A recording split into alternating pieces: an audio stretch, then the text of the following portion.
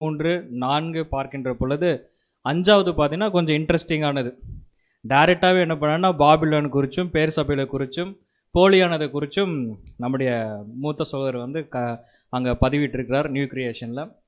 So first week நம்ம என்ன பார்த்தோம் அப்படிங்கிறது நம்ம ஃபுல்லாக பார்க்க வேண்டாம், டைம் ஆயிரும். கீ பாயிண்ட்ஸ் மட்டும் நம்ம பார்க்கலாம், ரொம்ப முக்கியமானது. ஸோ என்ன முதல் வாரத்தில், அதாவது அத்தியாயம் 1 ஃபஸ்ட்டு பார்ட்டில் என்ன பார்த்தோம்னா ஜீவனுள்ள கற்கள், அதுதான் முக்கியம்.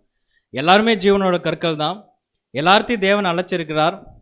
பட் எல்லாருமே ஜீவனுள்ள கற்களாக மாறிட்டார்களா அப்படின்னா கண்டிப்பாக கிடையாது. அது நிறைய பேர் என்ன ஆகிட்டேன்னா ஜீவன் இல்லாத கற்களாகவும் போயிடுறாங்கன்னு சொல்லி பார்க்குறோம்.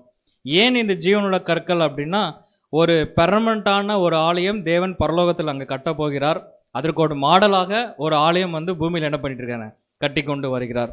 இப்போ இந்த ஜீவனோட கற்கள் இருக்கும்போது தேவன் என்ன ஒரு சுயாதீனத்தை கொடுத்துருக்காருன்னா, ஒரு கல் இன்னொரு கல் மேலே எந்த ஒரு அதிகாரத்தையும் உரிமையும் செலுத்தக்கூடாது அப்படின்றார். அதுக்கு ஒப்பனையாக ஒரு காரியத்தையும் அவர் முன்வைத்தார். எப்படின்னு பார்த்தீங்கன்னா, கற்கள் இல்லாமல் திராட்சை செடி, தோட்டக்காரர் நம்முடைய பிதாவாகிய தேவன், செடி நம்முடைய ஆண்டவராகிய இயேசு கிறிஸ்து, கொடிகள், அந்த கொடிகள் இருந்து கனி கொடுக்கறது யாருன்னு பார்த்தீங்கன்னா நம்ம எல்லாருமே.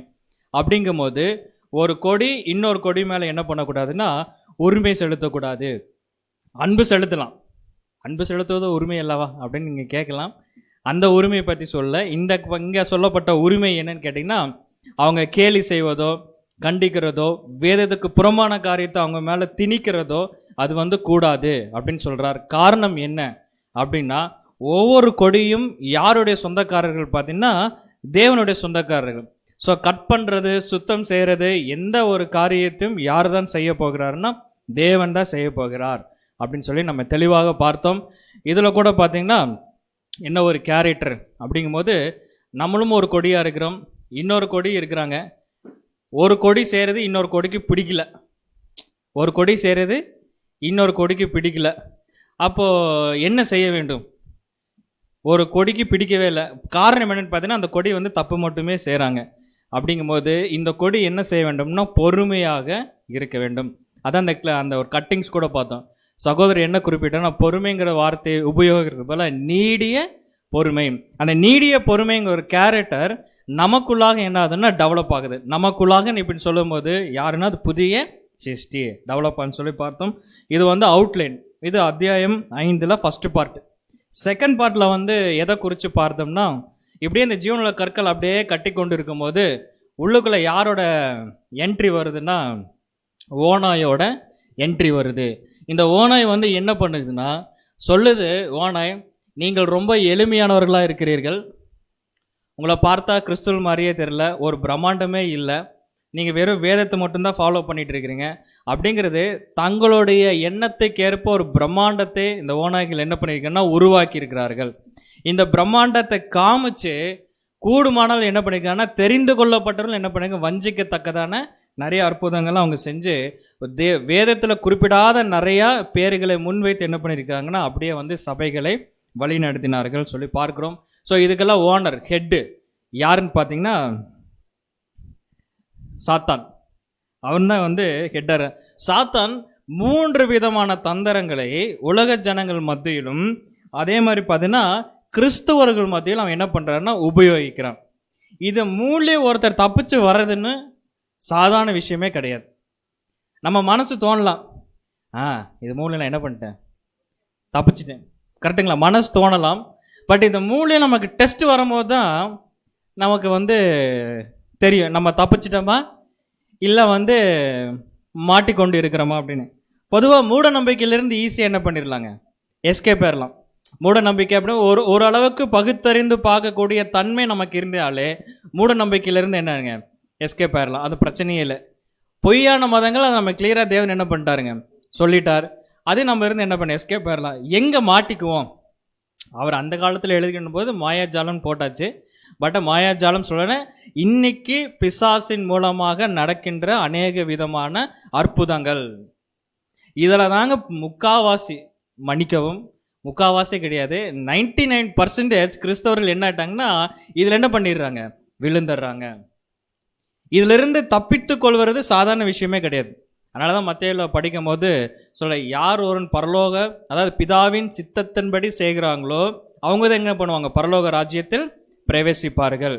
அதை விட்டுட்டு இயேசு கிறிஸ்து நாமத்தினால பிசாசுகளை நீங்க துரத்தினாலும் சரி, நல்லா பாத்தீங்க, பிசாசுகளை துரத்தினாலும் சரி, இயேசு கிறிஸ்து நாமத்தினால பல விதமான அற்புதங்கள் செஞ்சாலும் சரி, இயேசு கிறிஸ்து 2ஆம் வருகையில வந்து நம்ம கிட்ட கேட்கின்ற பொழுது, நம்மன்னா இந்த மந்திரம் செய்யறவங்க இவங்க கிட்ட கேட்கும் போது, உங்க நாமத்துல தான் நாங்க செஞ்சோம், உங்க நாமத்துல தான் செஞ்சோம் அப்படின்னு சொல்லும் போது இயேசு கிறிஸ்து என்ன சொல்லுவார்?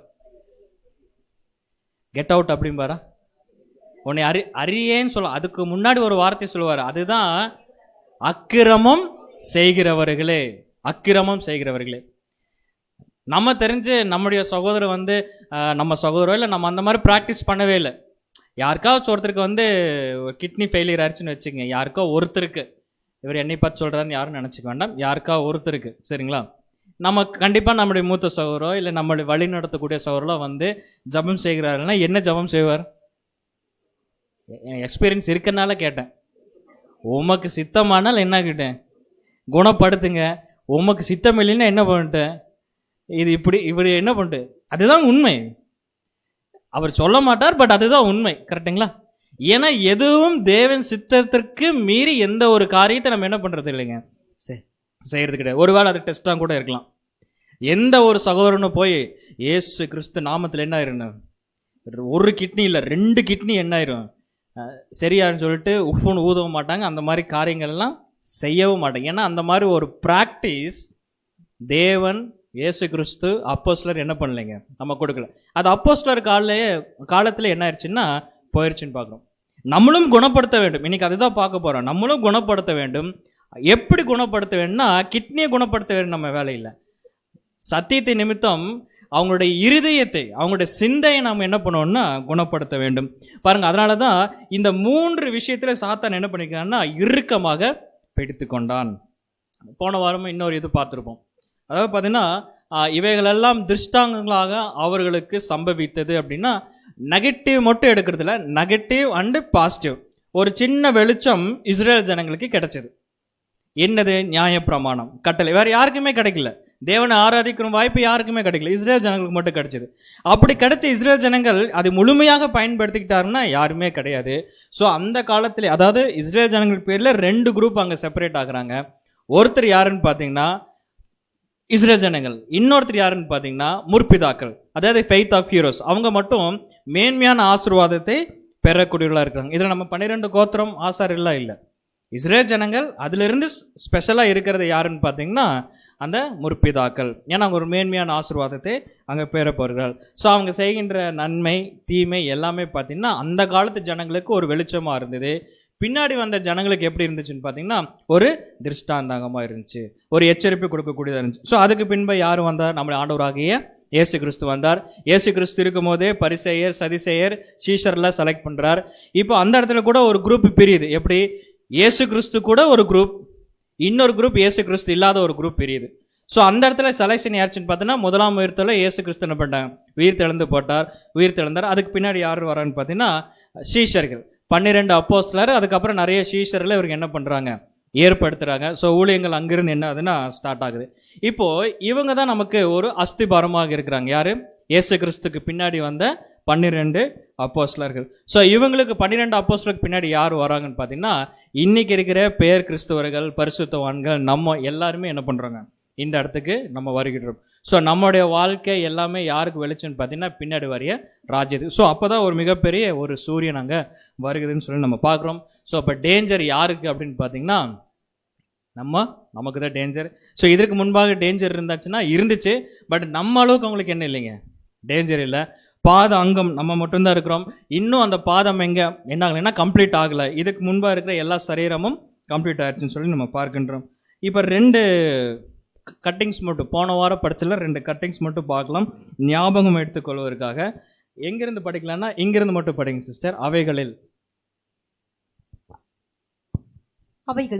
ஒன்றுமே சரியான பெயர்கள் இல்லை என்பதாகும். சபை, எக்லீசியா, சரீரம், கூட்டம். ஆண்டவரை பின்பற்றின சபையானது அவரால் தெரிந்தெடுக்கப்பட்டவர்கள் உடையது. அதாவது என்ன சொல்றாருன்னா, இன்னைக்கு நிறைய பேர்கள் வச்சிருக்கிறாங்க. எல்லா பேர்களும் வேதத்தில் குறிப்பிட்டிருக்கான எந்த பேரும் வேதத்தில் குறிப்பிடவில்லை.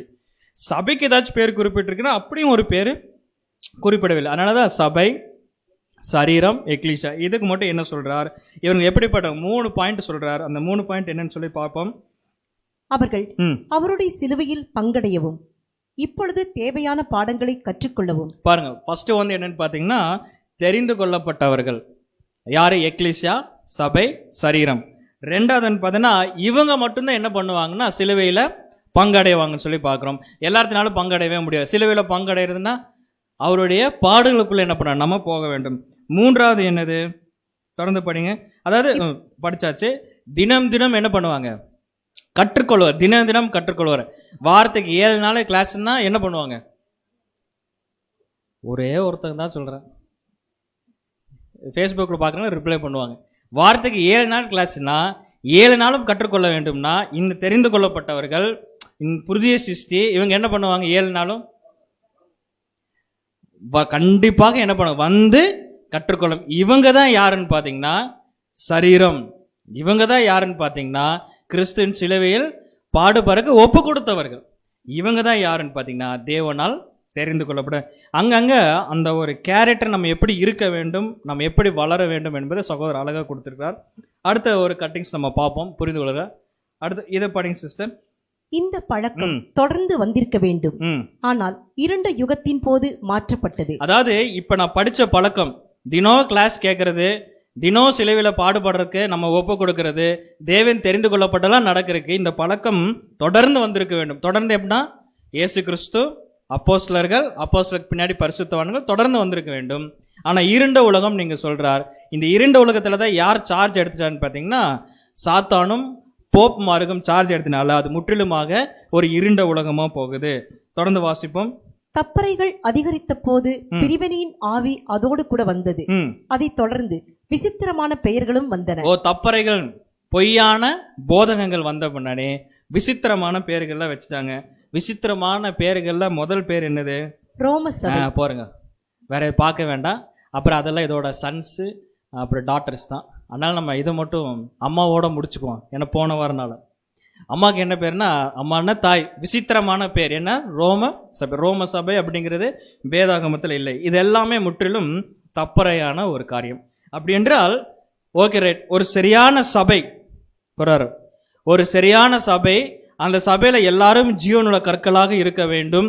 அப்படி என்றால் எப்படி இதோட அஸ்திபாரம் போட்டு அது வந்து கட்டப்பட வேண்டும் என்பதை தான் போன வாரம் கன்க்ளூஷனா முடிச்சோம். எதை பார்க்க, அதுக்கு வந்து யாருன்னு பார்த்தீங்கன்னா அப்போஸ்தலர் சொல்லி பார்க்குறோம். இப்போ இதற்கு தேவன் ஒரு காரியத்தை அங்கே செய்கிறார். என்ன செய்கிறாருன்னு பார்த்தீங்கன்னா, நம்முடைய ஆண்டவர் என்ன பண்ணுறாருன்னா, ஒரு சபையின் அஸ்திபாரங்களாக இருப்பதற்கு எல்லாத்துக்கும் என்ன கொடுக்கணும், ஒரு சுயாதீனத்தை அங்கே கொடுக்குறாரு. அந்த குணலட்சணத்தை அவர் என்ன பண்ணுறாருன்னா டெஸ்ட் பண்ணுறான்னு சொல்லி பார்க்குறோம். அப்படி எல்லாத்துக்கும் ஒரு வாய்ப்பு அங்கே கொடுக்க எல்லாரும் சரியாக பயன்படுத்தி கற்றுக்கொண்டு எதன் மேலே கட்டப்படுகிறான்னு பார்த்தீங்கன்னா அப்போஸ்தலர் மேலே அங்கே கட்டப்படுகிறான்னு சொல்லி பார்க்குறோம். ஸோ இந்த வாரத்திலிருந்து இந்த பாட்டில் என்ன பார்க்க போகிறோன்னா, இந்த ஆட்டுக்குட்டியானவரின் 12 அப்போஸ்தலர்கள், ஏன் இந்த 12 பேர்த்து மேலே நம்ம கட்டப்பட வேண்டும் அப்படிங்கிறது சில விளக்கங்கள் இங்கே கொடுக்குறாரு சொல்லி நம்ம பார்க்குறோம். ஸோ டோட்டலாகவே என்ன பண்ணிடலாம்னா நம்ம பார்த்துடலாம். 12 அப்போஸ்தலர்கள் இங்கே யார் இருப்பான்னு பார்த்தீங்கன்னா கடைசியில் யார் இருக்கிறாருங்க, ஸோ யூதாஸ் இருக்கிறார். ஏன் இருக்கிறாருன்னு யாரும் கேட்டுறாதீங்க. பவுல் வரக்கு முன்னாடி அங்கே யார் இருக்குன்னு பார்த்தீங்கன்னா யூதாஸ் இருக்கிறான்னு சொல்லி பார்க்குறோம். Okay right. இப்போ நிறைய சீஷர்கள் இருந்தாங்க. ஸோ செலக்டட் யாருன்னு பார்த்தீங்கன்னா இந்த 12 பேர் தான். அப்போ இது செலக்ட் பண்ணது யார் அப்படின்னு பார்த்தீங்கன்னா ஆண்டவர் ஆகிய இயேசு கிறிஸ்து தான். செலக்ட் பண்ணது இயேசு கிறிஸ்து தான். ஆனால் அநேக இடங்கள்ல இயேசு கிறிஸ்து என்ன சொல்றாருன்னா, செலக்ட் பண்ணது நானா இருந்தாலும் இவங்களை செலக்ட் பண்ண சொன்னது யாரு, பிதாவாகி தேவன். அது மாற்று கருத்துமே கிடையாது. செலக்ட் பண்ணது நானா இருந்தாலும் செலக்ட் பண்ண சொன்னது யாருன்னு பார்த்தீங்கன்னா பிதாவாகிய தேவன். அப்படி என்றால் இந்த 12 அப்போஸ்தலர்கள் 12 பேர் தான் அப்படிங்கிறது யார் முடிவு பண்ணாங்க, இயேசு கிறிஸ்து முடிவு. யாருங்க, பிதாவாகிய தேவன் அங்கே முடிவு பண்ணன்னு சொல்லி பார்க்குறோம். அதனால தான் சில பாயிண்ட்ஸ், 3 விதமான பாயிண்ட்ஸ் கொடுக்குறேன். என்னன்னு பார்த்தீங்கன்னா, இந்த 12 அப்போஸ்தலர்கள் பார்த்தீங்கன்னா இது ஒரு தற்செயலாக திட்டமிட்டு தேவன் என்ன பண்ணியிருக்காருங்க, அழைத்தார். அப்புறம் இன்னொன்று நான் சொல்லிடுறேன், நான் ஸ்டார்டிங்லேயே சொல்லலாம்னு நினச்சேன். சில எழுத்து பிழைகள்லாம் வரும், அதனால் என்னை யாரும் பிள்ளையாக நினச்சிக்காதீங்க. அந்த எழுத்து பிழைகள் வரும்போது நானே சொல்லிடுறேன். நான் எல்லாம் போட்டு முடித்து எல்லாம் கன்ஃபார்ம் பண்ணிட்டு அப்படி ரிவைஸ் பண்ணலான்னு இப்படின்னு பார்க்கும்போது தான் எழுத்து பிழை தான், சப்ஜெக்டில் இல்லை. சில எழுத்து பிழைகள் என்ன ஆச்சுன்னா அங்கே வந்ததுன்னு சொல்லி பார்க்குறோம். அதுக்கப்புறம் டைம் இல்லை எனக்கு, அதனால் நம்ம சொல்லிக்கலாம்னு சொல்லி விட்டாச்சு. ஸோ இது ஏதோ யதார்த்தமாக அப்படிலாம் தேவன் திட்டம் பண்ணல. தேவனுடைய திட்டத்திலே 12 பேர் தான் சொல்லி தேவன் என்ன பண்ணிட்டாருங்க, ஃபிக்ஸ் பண்ணிட்டார். சரிங்களா? அதே மாதிரி பார்த்தீங்கன்னா இந்த அப்போஸ்தலருக்கு மேலாக யாரையும் தேவன் என்ன பண்ணலைங்க, அழைக்கவே இல்லை. இன்னொரு விஷயம்னா இந்த அப்போஸ்தலருக்கு கொடுத்த மாதிரி ஒரு அதிகாரத்தை வேற யாருக்கு என்ன பண்ணலைங்க, தேவன் கொடுக்கவே இல்லைன்னு சொல்லி பார்க்கணும். ஸோ இந்த இடத்துல இல்லை அப்படின்னு அப்போஸ்தலருக்கு மேலாக யாரும் அழைக்கவும் இல்லை, அதற்கு மேலாக என்ன பண்ணுறாங்க, அதிகாரம் கொடுக்கவும் இல்லை. அப்படி என்றால் நல்லா புரிஞ்சுக்கலாம். இந்த இடத்துல ஒரு முக்கியமான பாயிண்ட் என்னன்னு கேட்டீங்கன்னா, அப்போஸ்தலருக்கு தான் அதிகாரம். கரெக்டுங்களா? இயேசு கிறிஸ்துக்கு அதிகாரம் இருக்கு. அது இயேசு கிறிஸ்துக்கு அப்புறம் அதிகாரம் யாருக்குன்னு பாருன்னா அப்போஸ்தலருக்கு மட்டும்தான் அதிகாரம் இருக்கு. சரி, அப்போஸ்தலருக்கு அப்புறம் யாருக்காச்சும் அதிகாரம் இருக்குன்னா வேதாகமத்தின்படி யாருக்குமே எந்த ஒரு அதிகாரம் இல்லை. அதுதான் பார்ட் 1ல என்ன பார்த்தோம்னா, ஒரு கொடி இன்னொரு கொடி மேல என்ன பண்ண முடியாது, உரிமை கொண்டாட முடியாது. அப்ப அதிகாரம் யாரோட ஸ்டாப் ஆச்சுன்னு பார்த்தீங்கன்னா அப்போஸ்தலரோட ஸ்டாப் ஆச்சு. இப்போ நமக்கு ஒரு யோசனை இருக்கு. அப்படின்றா இன்னைக்கு பேர் சபைகளில், இன்னைக்கு தாய் சபையில், தாயோட குமாரத்து சபையில் பார்த்தீங்கன்னா அநேக பேர் அதிகாரத்தை என்ன பண்ணியிருக்கிறாங்க, இழுத்து வச்சிருக்காங்க. கார்டினல் செகண்ட் வீக்ல கூட பார்த்தோம். அவங்க எல்லாம் அதிகாரத்தை என்ன பண்ண இழுத்து. இந்த கார்டினல் தான் யாரை செலக்ட் பண்ணுவாங்கன்னு பார்த்தீங்கன்னா பிஷப்பையே போப்பே என்ன பண்ணுவாங்க, செலக்ட் பண்ணாங்கன்னு சொல்லி பார்க்குறோம். இந்த மாதிரி ஒரு அதிகாரத்தை எல்லாம் வேதம் என்ன பண்ணலைங்க, குறிப்பிடவே இல்லை. அப்போ இது ஒரு தற்செயலாக நடந்த சம்பவம்னா கிடையாதுங்க. இந்த 12 அப்போஸ்தலர்கள் தேவன் தான் தீர்மானித்தார்.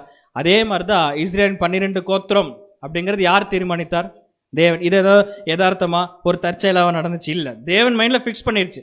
எப்படி 12 கோத்திரமோ அதே மாதிரி தான் 12 அப்போஸ்தலர்கள். குணலட்சணம் கூட பார்த்துக்கிறோம் வெளிப்படுத்தின விசேஷத்துல. 12 கோத்திரத்துக்கு ஒவ்வொரு குணலட்சணம் இருக்குன்னு சொல்லி போகிறோம். எதுவுமே ஒரு தற்காலிகமான ஒரு தற்செயலாக நடந்த சம்பவம் கிடையாதுன்னு சொல்லி பார்க்குறோம். இப்போ ஒரு கட்டிங்ஸ் பார்க்கலாம் பாருங்க, அந்த கட்டிங் வாசிக்கலாம்.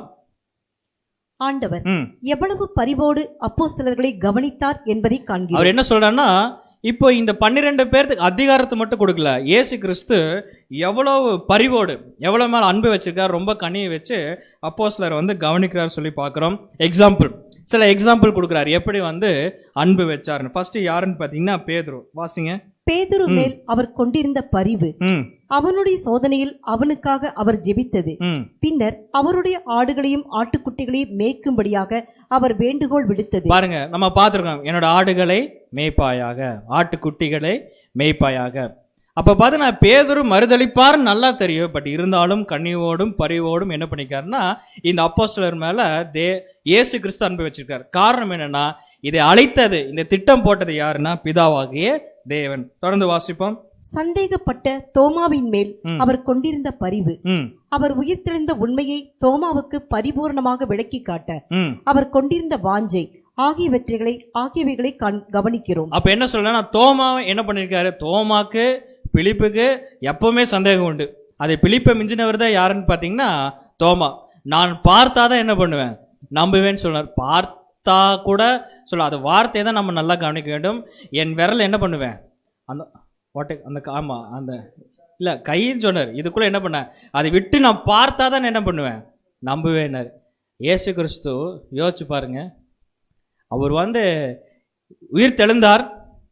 அவர் சரி இப்போ என்ன, நீ என்ன பண்ணோடு, இந்த ஓட்டக்குள்ள என்ன பண்ணோன்னு, கை விட்டாதான் நம்புவியா, இந்தா அப்படிதான் இருக்கு. வித்து பார்த்து தான் என்ன பண்ணாருங்க, நம்பினார். சரிங்களா? ஆனால் பின்னாடி இவர் எதை விட்டாரோ அதே மாதிரி சென்னை வந்தார். சென்னை இவங்க விட்டாங்க பாருங்க ஈட்டியில் பின்னாடி கிறிஸ்துவுக்காக. அன்னைக்கு அவங்களுக்கு பரிசுத்தாவை கிடைக்கப்படல, ஒரு சந்தேகத்தில் தான். ஆனாலும் இயேசு கிறிஸ்து கனிவோட தான் அவங்க என்ன பண்ணியிருக்காரு சொல்லி பார்த்தார். இப்போ அந்த கடைசி வார்த்தைப்படி 12 கேட்டின் மகனை தவிர யாரையும் அவர் இழக்கவில்லை. ஒரு கேட்டின் மகனை மட்டும் அவர் என்ன பண்ணிட்டாருன்னா இழந்துட்டாரு. அது யார் அந்த மகன் பாருங்க, அது கூட என்ன போட்டிருக்குன்னா கேட்டின் மகன் போட்டிருக்கு. அப்போ என்ன பண்ணிருக்க, திட்டம் போது கூட என்ன பண்ணிருக்காரு, பரிவோட தான் திட்டுறாரு. சரி, அப்படி சொல்லிட்டாருன்னா யூதாஸ் காரியத்தை மட்டும் அவர் என்ன பண்ணிட்டாருன்னா இழந்துட்டார். இப்போ 12 பேர்ல இப்போ என்ன 12 பேர் இருக்கிறாங்க. இப்போ யார் அவுட் ஆயிட்டா, யூதாஸ் போயிட்டா. இப்போ எத்தனை பேர் இருக்கான்னு பார்த்தீங்கன்னா 11 பேர் தான் இருக்கு. இந்த 11 பேர் என்ன பண்ணிட்டாங்கன்னா, இந்த பெந்தகோஸ்தே நாள் வரக்கு முன்பாக யாரை செலக்ட் பண்ணிட்டாங்க? சீட்டு போட்டு யாரை செலக்ட் பண்ணிட்டாங்க? ஓ, பிக்சர் வரலையா? ஸோ இவர் போயிட்டார், யூதாஸ் போயிட்டார். ஸோ அப்புறம் என்ன நடக்குதுன்னு பார்த்தீங்கன்னா, இந்த பெந்தகோஸ்தே நாள் வரைக்கும் வெயிட் பண்ண சொன்னார். ஆனால் வெயிட் பண்ணாமல் யாரை செலக்ட் பண்ணிட்டான்னு பார்த்தீங்கன்னா, மத்தியாவை என்ன பண்ணிட்டாங்க? செலக்ட் பண்ணிட்டாங்க சீட்டு. Okay, right. மத்தியா செலக்ட் பண்ணிட்டாரு. வேதத்தில் இந்த மத்தியாவை ரிஜெக்ட் பண்ண மாதிரி ஏதாச்சும் வசனம் படிச்சிருக்கிறோமா? தேவன் எப்படி நீங்க செலக்ட் பண்ணலாம் அப்படின்னு ஏதாச்சும் சொல்லியிருக்காரா? திட்டி இருக்கிறாரா? கண்டிச்சிருக்காரா? பனிஷ்மெண்ட் கொடுத்துருக்காரா? எதுவுமே செய்யல. அவர் என்ன சொல்றாருன்னா கிளியரா, பெந்தகோஸ்தே நாள் வரைக்கும் நீங்க என்ன பண்ணுங்க? வெயிட் பண்ணுங்க. அதுக்கப்புறம் நீங்க என்ன பண்ணுங்க? சார்ஜ் எடுங்கன்னு சொல்றாரு. அது வரைக்கும் நீங்க எப்படிதான் இருப்பீங்கன்னா, ஒரு பலவீனமான பாண்டமா தான் இருப்பீங்க. அதுக்கப்புறம் நீங்க என்ன பண்ணுங்க? சார்ஜ். பட் இவங்களோட உற்சாகத்தை நிமித்தம் என்ன பண்ணிட்டாங்கன்னா, சீட்டு போட்டு என்ன பண்ணிட்டாங்க? மத்தியாசை செலக்ட் பண்ணிட்டாங்க. ஆனா தேவன் பாருங்க, அவரை புறக்கணிச்சாரே தவிர யாருமே என்ன பண்ணலைங்க? கண்டிக்கவே இல்லை. புறக்கணிக்கிறதும் கண்டிக்கிறதுக்கு வித்தியாசம் இருக்கு. புறக்கணிக்கிறது அப்படின்னா, அதற்கு பின்பாக மத்தியா ஒரு பெரிய ஊழியங்கள் பண்ண மாதிரியோ இல்லை அவரை குறித்து நிறைய காரியங்கள் வேதத்தில் ரெக்கார்ட் ஆன மாதிரி எதுவுமே கிடையாது. அந்த இடத்துக்கு ஒரு பிரதான சொல்றோட இன்னும் ஒரு முக்கியமான ஒருத்தர் அங்கே ஜாயின் பண்ணுறாரு. யாருன்னு பார்த்தீங்கன்னா, அப்போஸ்தலனாகிய பவுல் ஜாயின் பண்ணுறாரு. ஸோ பவுல் கூட நமக்கு நல்லா தெரியும். பவுல் ஹிஸ்ட்ரி குறிச்செல்லாம் நம்ம பார்க்க வேண்டாம். அவர் எவ்வளோ வைராகியம் உள்ளவர் நமக்கு நல்லா தெரியும். தேவன் மேலேருந்து பார்க்குறார். இந்த 12வது இடத்துக்கு, அப்போஸ்தலருக்கு, இந்த ஒரு அதிகாரத்துக்கு யாருக்கு மட்டும்தான் இப்போ ரைட்ஸ் இருக்குன்னு பார்த்தீங்கன்னா, அப்போஸ்தலனாகிய பவுலுக்கு மட்டும் செலக்ட் பண்ணிட்டார். ஆனால் செலக்ட் பண்ணும் போது பவுல் மாதிரி இல்லை. அவர் என்ன பண்ணிருக்காருன்னா, சவுலா, அதை நம்ம சொல்லிக்கிறோம். ஓகே ரைட், சவுலா இருந்தார். ஓகே, சவுலா இருந்து என்ன பண்ணார்? அடிதான், அடி, கொலை, வைராகியம் கொண்டு என்ன பண்ணியிருக்காருன்னா, ஒரு கிறிஸ்தவர்களை துன்புறுத்துறதுக்கு எல்லா விதமான காரியங்களும் அவர் செய்து கொண்டிருந்தார். ரைட் டைமில் தேவன் பார்க்கிறார். ஒரே வார்த்தை தான் கேட்டார், என்னை ஏன் துன்பப்படுத்துறார்? வேற எதுவுமே கேட்கவே இல்லை. என்னை ஏன் துன்பப்படுத்தினாய்? அதுக்கு முன்னாடி தேவன் அடி வாங்கும் போதே இவர் என்ன ஆயிட்டாருங்க? கொஞ்சம் ஆஃப் ஆகி ஜர்க்காகி தான் இருந்தார். அந்த சமயத்தில் தான் கரெக்டாக தேவன் கேட்குறார், என்னை ஏன் துன்பப்படுத்தினாய்? அதுக்கப்புறம் பவுல் என்ன ஆயிட்டாருங்க? சவுல் சொன்னீங்களா? சவுல் என்ன ஆயிட்டாருங்க? அப்படியே சைலண்ட் ஆயிட்டார். நாம் செய்கிறது தவறு. இவர் கொண்டிருந்த வாஞ்சை, இவர் கொண்டிருந்த வைராகியம் பின்னாடி யாருக்காக வேலை செய்கிறாருன்னு பார்த்தீங்கன்னா, கிறிஸ்துவுக்காக. அப்போஸ்தலர் என்பதை புரிந்து கொண்டார். இன்னும் இந்த பவுலோட ஹிஸ்டரி நம்ம பார்க்கறதுக்கு, அவர் கிறிஸ்துக்காக ஊழியம் செஞ்சார் பார்த்தீங்களா? அந்த அப்போ என்ன ஒரு வைராகியம் கொண்டிருந்தாரோ அதுக்கு நேர் ஆப்போசிட் வைராகியம் தான் அங்கே கொண்டிருந்தார். ஸோ ரெண்டுமே மேட்சாக தான் இருந்துச்சு. அதனால தான் இயேசு கிறிஸ்துவும் சரி, தேவன் என்ன பண்ணியிருக்காருன்னா செலக்ட் பண்ணார். பாருங்க, அப்போஸ்தலர் 9ஆம் அதிகாரம் 15ஆம் வசனம் வாசிப்போம். அப்போஸ்தலர் 9ஆம் அதிகாரம் 15ஆம் வசனம். அதற்கு கர்த்தர், நீ போ, அவன் பிரஜாதிகளுக்கும் ராஜாக்களுக்கும் இஸ்ரவேல் புத்திரருக்கும் என்னுடைய நாமத்தை அறிவிக்கிறதற்காக நான் தெரிந்து கொண்ட பாத்திரமாய் இருக்கிறான். பாருங்க, இப்ப பவுல் பத்தி சொல்லிட்டு இருக்கிறாரு. என்ன சொல்றாருன்னா, அதை கர்த்தர் நீ போய் நீ என்ன பண்ணனா, அவனை யாரு? அப்போஸ்தலன் பவுல், நீ போய் புறஜாதிகளுக்கும் ராஜாக்களுக்கும், ரெண்டு பாருங்க, புறஜாதிகளுக்கும் ராஜாக்களுக்கும் இஸ்ரேல் புத்திரருக்கும் என்னுடைய நாமத்தை அறிவிக்கிறதுக்காக நான் தெரிந்து கொண்ட பாத்திரம். மத்தியாஸ் தேவன் தெரிந்து கொண்ட பாத்திரம் இல்லை, பவுல் தேவன் தெரிந்து கொண்ட பாத்திரம். அப்ப பவுல்கிட்ட மட்டும் சொல்லல, சீஷர் கட்டி சொல்லிக்கிறார், பவுலை நான் என்ன பண்ணிருக்கிறேன்? செலக்ட் பண்ணிக்கிறேன். அதில் இவரோட ஒர்க்கை கொஞ்சம் ஹெவி ஒர்க்குங்க. என்னன்னா, இஸ்ரேல் ஜனங்களை சமாளிக்கிறது சாதாரண விஷயமே கிடையாது. கரெக்டுங்களா? இஸ்ரேல் ஜனங்களை சமாளிக்கிறது சாதாரண விஷயமா. தேவனே டெஸ்ட் பண்ணவங்க, தேவனே டென்ஷனே என்ன பண்ணிட்டாங்க? மோசே கிட்ட சொன்னார், இவனை என்ன பண்ணிடுவானு, இதோட என்ன பண்ணிடலாம், அழிச்சிடலாம், ரொம்ப டார்ச்சர் பண்ணுறாங்க அப்படின்ட்டு. அப்புறம் மோசே தான் என்ன பண்ணார், ஆண்டவரே என்ன பண்ணி அப்படி இது பண்ணிடாதீங்க. அவர் ரொம்ப ரெக்வெஸ்ட் வச்சு இவரோட சார்ந்த குணத்தை எல்லாம் காமிச்சு, சரி என்ன பண்ணிடுறேன், விட்டுடுற அப்படின்னு. இப்படிப்பட்ட இஸ்ரேல் ஜனங்கள், இப்போ இந்த இஸ்ரேல் ஜனங்களுக்கு யாரை பற்றி போய் சொல்லுவோம் நீங்கள்? ஆண்டவராக இயேசு கிறிஸ்து பற்றி. இதுக்கு ஒரு 3 வருஷம் முன்னாடி தான் என்ன பண்ணிட்டு இருந்தார் தெரியுங்களா? அடிச்சு பட்டை கிளப்பிட்டு இருந்தார், சரிங்களா? ஆனால் இவர் இப்போ போய் என்ன சொல்லணுங்க? இவர் இப்போ போய் என்ன சொல்லணும்னா, முன்னாடி இவர் என்ன சொல்லிட்டு இருந்தாரோ அதுக்கு ஆப்போசிட்டாக சொல்லணும்.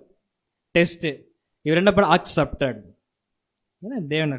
அடுத்தது பார்த்தீங்கன்னா ராஜாக்கள். ராஜாக்கள் கிட்ட போய் என்ன சொல்லியிருப்பாரு? இயேசு கிறிஸ்து நாமத்தை ஏத்துக்குங்க அப்படின்னு சொல்லியிருப்பாரா? ராஜாக்கிட்ட போய் என்ன சொல்லியிருப்பாரா?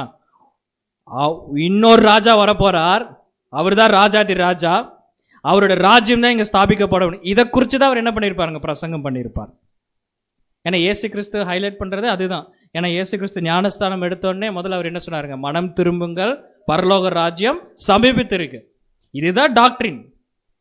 கண்டிப்பா பவுல் என்ன பண்ணியிருப்பாருங்க? அதை தான் செஞ்சிருப்பாரு. ரெண்டாவது. அதுக்கப்புறம் பார்த்தீங்கன்னா மூன்றாவது, நான் ரிவர்ஸ்ல, புறஜாதிகள். புறஜாதிகள்கிட்ட போய் சொல்ல முடியுமா? நிறைய விக்கிரக ஆராதனை செய்து கொண்டிருந்தார்கள். அவர்கள்ட்ட போய் என்ன பண்ணுவானுங்க? பவுல் சொல்றாரு. மூணுமே ஹெவி டாஸ்க் தான். அப்போஸ்தலன் பவுல் கூட தேவன் சொல்றார், நான் தெரிந்து கொண்ட பாத்திரம். அதனால தான் இப்போ அந்த 12வது பொசிஷனுக்கு யார் வந்தான்னு பார்த்தீங்கன்னா அப்போஸ்தலனாகிய பவுல் வரான்னு சொல்றாரு. பவுல் புரிஞ்சு கொண்டு ஊழியங்கள் செஞ்சுட்டு இருக்கும்போது கலாத்தியர் நிருபம் எழுதும்போது எப்படி எழுதுறார்? கலாத்தியர் 1:15 வாசிப்போம். கலாத்தியர் 1:15. அப்படி இருந்தும் நான் என் தாயின் வயிற்றில் இருந்தது முதல் என்னை பிரித்தெடுத்து தம்முடைய கிருபையினால் அழைத்த தேவன். அவர் என்ன சொல்றாருன்னா அண்டர்ஸ்டாண்ட் பண்ணிட்டாரு. என்னோட தாய் வயிற்றிலிருந்தே தேவன் என்ன பண்ணிருக்கிறார்? என்னைய செலக்ட் பண்ணிருக்கிறார், பிரித்தெடுத்து இருக்கிறார். நான் மற்றவர்களை காட்டிலும் பிரித்தெடுத்த ஒரு பாத்திரம். எதற்காக? இந்த அப்போஸ்தலனோட ஒரு வாழ்க்கைக்காக, அந்த ஒரு ஊழியத்துக்காக நான் பிரித்தெடுத்த பாத்திரம். அவர் தெளிவாக சொல்றார்.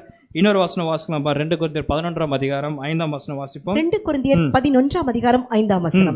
மகா பிரதான அப்போஸ்தலரிலும் நான் ஒன்றிலும் குறைவுள்ளவன் அல்லவென்று எண்ணுகிறேன். அவர் என்ன சொல்றாருன்னா கிளியரா ஒரு பாயிண்ட். அது என்ன? மகா பிரதான அப்போஸ்தலரிலும் இருக்கிறது எத்தனை பேரு? 11 பேர். இவரை சேர்த்தி தான் 12. அதுல யார் மகா பிரதான அப்போஸ்தலர்? எடுத்தோடனே பேதுரு. கரெக்ட், அவர்கிட்ட தான் கொடுத்தார். அவர் என்ன சொல்றாருன்னா எதற்கும் நான் குறை உள்ளவன் அல்ல. பேதுரு மிஸ்டேக் பண்ணாலே நான் என்ன பண்ணுவேன்? தண்டிப்பேன். சத்தம் போட்டிருக்கிறார். சரிங்களா? அப்படிப்பட்ட ஒரு ஸ்டேஜுக்கு, அந்த ஒரு கண்டிஷனுக்கு தேவன் என்ன பண்ணிருக்காருன்னா அப்படி கொண்டு போயிருக்கார். அதற்கு இவர் தன்னைத்தானே என்ன பண்ணிருக்கார்? ஒப்பு கொடுத்திருக்கார். ஒரு அழகா சொல்றாரு, மகா அப்போஸ்தலரும் நான் ஒன்றிலும் குறைவுள்ளவன் என்று எண்ணுகிறேன். இவர் தான் சொல்றார். ஒவ்வொரு பக்கம் போய் ஊழியங்கள் செஞ்சு கொண்டு வருகின்ற பொழுது, ஒரு பக்கம் இப்போ ஊழியம் செய்கிறார், செஞ்சுட்டு இன்னொரு பட்டணத்துக்கு போறார். இந்த பட்டணத்துக்கு போறக்குள்ளாகவே பின்னாடி இஸ்ரேல் ஜனங்களும் மற்ற ஜனங்களும் வந்து என்ன பண்ணிடுறாருன்னா, பவுல் எங்கெங்க ஊழியங்கள் செஞ்சு சபையை ஸ்தாபிக்கிறாரோ அங்க வந்து கெடுக்கிறதே அவங்களோட வேலை. கொஞ்ச நாள் கழிச்சுட்டு பவுல் ரிட்டர்ன் போய் பார்த்தா நம்ம ஏற்படுத்தின சபை அங்க இல்லையே, காணமே அப்படின்னு சொல்லிட்டு ரொம்ப வருத்தம் அடைகிறார். அதனால தான் பவுல் என்ன பண்ணாருன்னா, ஓகே ரைட், இந்த மாதிரி போனா இதே மாதிரி கலைச்சிட்டே இருப்பாங்க, இனிமேல் ஒரு சபையை ஸ்தாபிச்சுட்டு இன்னொரு சபையை ஸ்தாபிக்கிற போகும்போது இங்க யாரை ஏற்படுத்தணும்? ஒரு மூப்பரை ஏற்படுத்திட்டு போயிடலாம். நான் போயிட்டு திரும்பி வரும்போது இந்த மூப்பரை என்ன பண்ணுவார்? இந்த மூப்பர் அந்த மந்தையை என்ன பண்ணுவாருங்க? மேய்ச்சிட்டு இருப்பார். ஏதாச்சும் ஓநாய்கள் உள்ள வந்துச்சுன்னா இந்த ஓநாயை விரட்டுறது யாரோட வேலைங்க? ஆமா, மூப்பர். எப்படி அடின்னு அடிச்சு விரட்டணுமா? மூப்பர் எப்படி விரட்ட வேண்டும் ஓநாயை? வசனம். அவங்க பொய்யான போதனையை உள்ள கொண்டு வந்தாங்கன்னா ஃபர்ஸ்ட் மூப்பரோட வேலை என்னன்னு கேட்டிங்கன்னா, முதல்ல வசனத்தை சொல்லி சரியான டாக்டர் சொல்லி இது தவறு அப்படின்னு சொல்லி ஓனாய் என்ன பண்ணுவானுங்க? விரட்ட வேணும். ஓனாய் வந்து மூப்பரோட ஓனாய் டாமினேட் பண்ணிச்சுன்னு என்ன ஆகும்? நான் கேட்குற கேள்வி, மூப்பரோட ஓனாய் டாமினேட் பண்ணிச்சுன்னா என்ன ஆகும்? ஒரு எக்ஸாம்பிளாக தான் கேட்குறேன், இப்படி உள்ள ஆச்சான்னு கேட்டுறாதீங்க. இந்த மூப்பரை விட ஓனாய் டாமினேட் பண்ணிச்சுன்னா என்ன ஆகும்? சபை அந்த இடத்துல கலைஞ்சு போயிடும். இங்க இருக்கிற சபையின் ஜனங்கள் ஆடுகள் என்ன பண்ணிடுவாங்கன்னா, ஓனாய் தான் அழகா இருக்குன்னு சொல்லிட்டு நல்லா இருக்குன்னு சொல்லிட்டு ஓனாய் பின்னாடி போயிடுவாங்க. அது என்னைக்காச்சும் ஒரு நாள் கடிச்சு வச்சிடும். அப்படி என்றால் ஓனாய் எப்பவும் மேற்கொள்ளக்கூடாது என்றால் எப்போ மூப்பர் என்ன பண்ணுவானுங்க? அவரு அப்டேட்டில் இருக்கணும். அப்போ அந்த ஒரு ஸ்டேஜுக்கு மூப்பர் அங்க இருக்க சொல்லி பார்க்கணும். இப்ப இந்த சமயத்துல என்னதான் பவுல் வந்து ஊழியங்கள் செஞ்சாரும் அவர் காலத்துக்கு பின்னாடி என்னாச்சுன்னு பார்த்தீங்கன்னா பல சபைகள் வந்து உருவாயிருச்சுங்க. ஒரு எக்ஸாம்பிள் பார்க்கலாம். உலகம் எங்கும் பார்த்தீங்கன்னா பல சபைகள் வந்து உருவாயிருச்சு. ஆல்ரெடி பார்த்ததான். அந்த சபையில் பார்த்தீங்கன்னா நிறைய ஓநாய்கள், தவறான டாக்டரின்ஸ், எண்ணற்ற பேர் அங்கே இருந்துட்டாங்க. அவளை ஃபஸ்ட்டு பார்த்தீங்கன்னா நமக்கு தாய் சபை தான், வேறு மாற்று கருத்தே கிடையாது. அதுக்கப்புறம் வந்து புரோட்டஸ்டன்ட், அதுக்கப்புறம் எபிஸ்கோப்பல், அதுக்கப்புறம் பார்த்தீங்கன்னா அப்போஸ்தலிக் சர்ச். ஏன் இந்த 4 மட்டும் ஸ்பெசிஃபிக் எடுத்திருக்கேன்னா, இந்த 12 அப்போஸ்தலர்கள் தான் அப்படின்னு சொல்லி பைபிளில் கிளியராக ரெக்கார்ட் ஆயிருக்கு. மத்தியாஸ் இல்லாம யார் வந்தாருன்னு பார்த்தீங்கன்னா பவுல் வந்தார். பவுலை அபிஷேகம் பண்ணவும், பவுல் புறஜாதிகளுக்கும் ராஜாக்களுக்கும் அதுக்கப்புறம் இஸ்ரேல் ஜனங்களுக்கும் அவர்களுக்காக நான் ஏற்படுத்தினேன்னு சொல்லி தேவன் தான் அங்கே சொல்லியிருக்கிறார். ஆனா இந்த 4 பேர் என்ன பண்ணிட்டாங்கன்னா, இப்ப வேதம் சொல்லாத பல அப்போஸ்தலர்களை இவங்க என்ன பண்ணிட்டாங்க, ஏற்படுத்திட்டாங்க. மெம்பர்ஸ் இல்ல, மூப்பர் இல்ல, கார்னல் மெம்பர்ஸ் இல்ல, இவங்க என்ன பண்ணிட்டாங்கன்னா பல அப்போஸ்தலர்கள் இவங்களே என்ன பண்ணிட்டாங்க, இவங்களோட வசதிக்கு ஏற்ப ஏற்படுத்திட்டாங்க. அது காலப்போக்கில் ட்ரெண்டிங்ல என்ன ஆயிடுச்சுன்னு பார்த்தீங்கன்னா, எல்லாருமே என்ன பண்ணிட்டாங்க, அவங்க பேருக்கு பின்னாடி அப்போஸ்தலர் எக்ஸ் எக்ஸ் எக்ஸ் சொன்னா பிரச்சனை ஆயிரும். ஏன்னா சரிங்களா, அப்போஸ்தலர் எக்ஸ் எக்ஸ் எக்ஸ். இப்போ என்னன்னா நெட்டில் அடிச்சு பார்த்தோன்னா 12 பேர் இல்லை, 12 லட்சத்துக்கு மேலே இருக்கிறாங்க. ஏகப்பட்ட அப்போஸ்தலர். யாரை கேட்டால் அப்போஸ்தலர். ட்ரைனிங் போயிட்டு வந்த அப்போஸ்தலர்கள். 10 போஸ்ட் இப்போ நிறைய மெத்தடு, ஒவ்வொருக்கும் ஒவ்வொரு மெத்தடை கொடுத்து ஏகப்பட்ட அப்போஸ்தலர். ஆனால் ஒவ்வொரு அப்போஸ்தலரும் பார்த்தீங்கன்னா மிகவும் சாந்த குணமுள்ளவர்களாக இருக்கிறாங்க.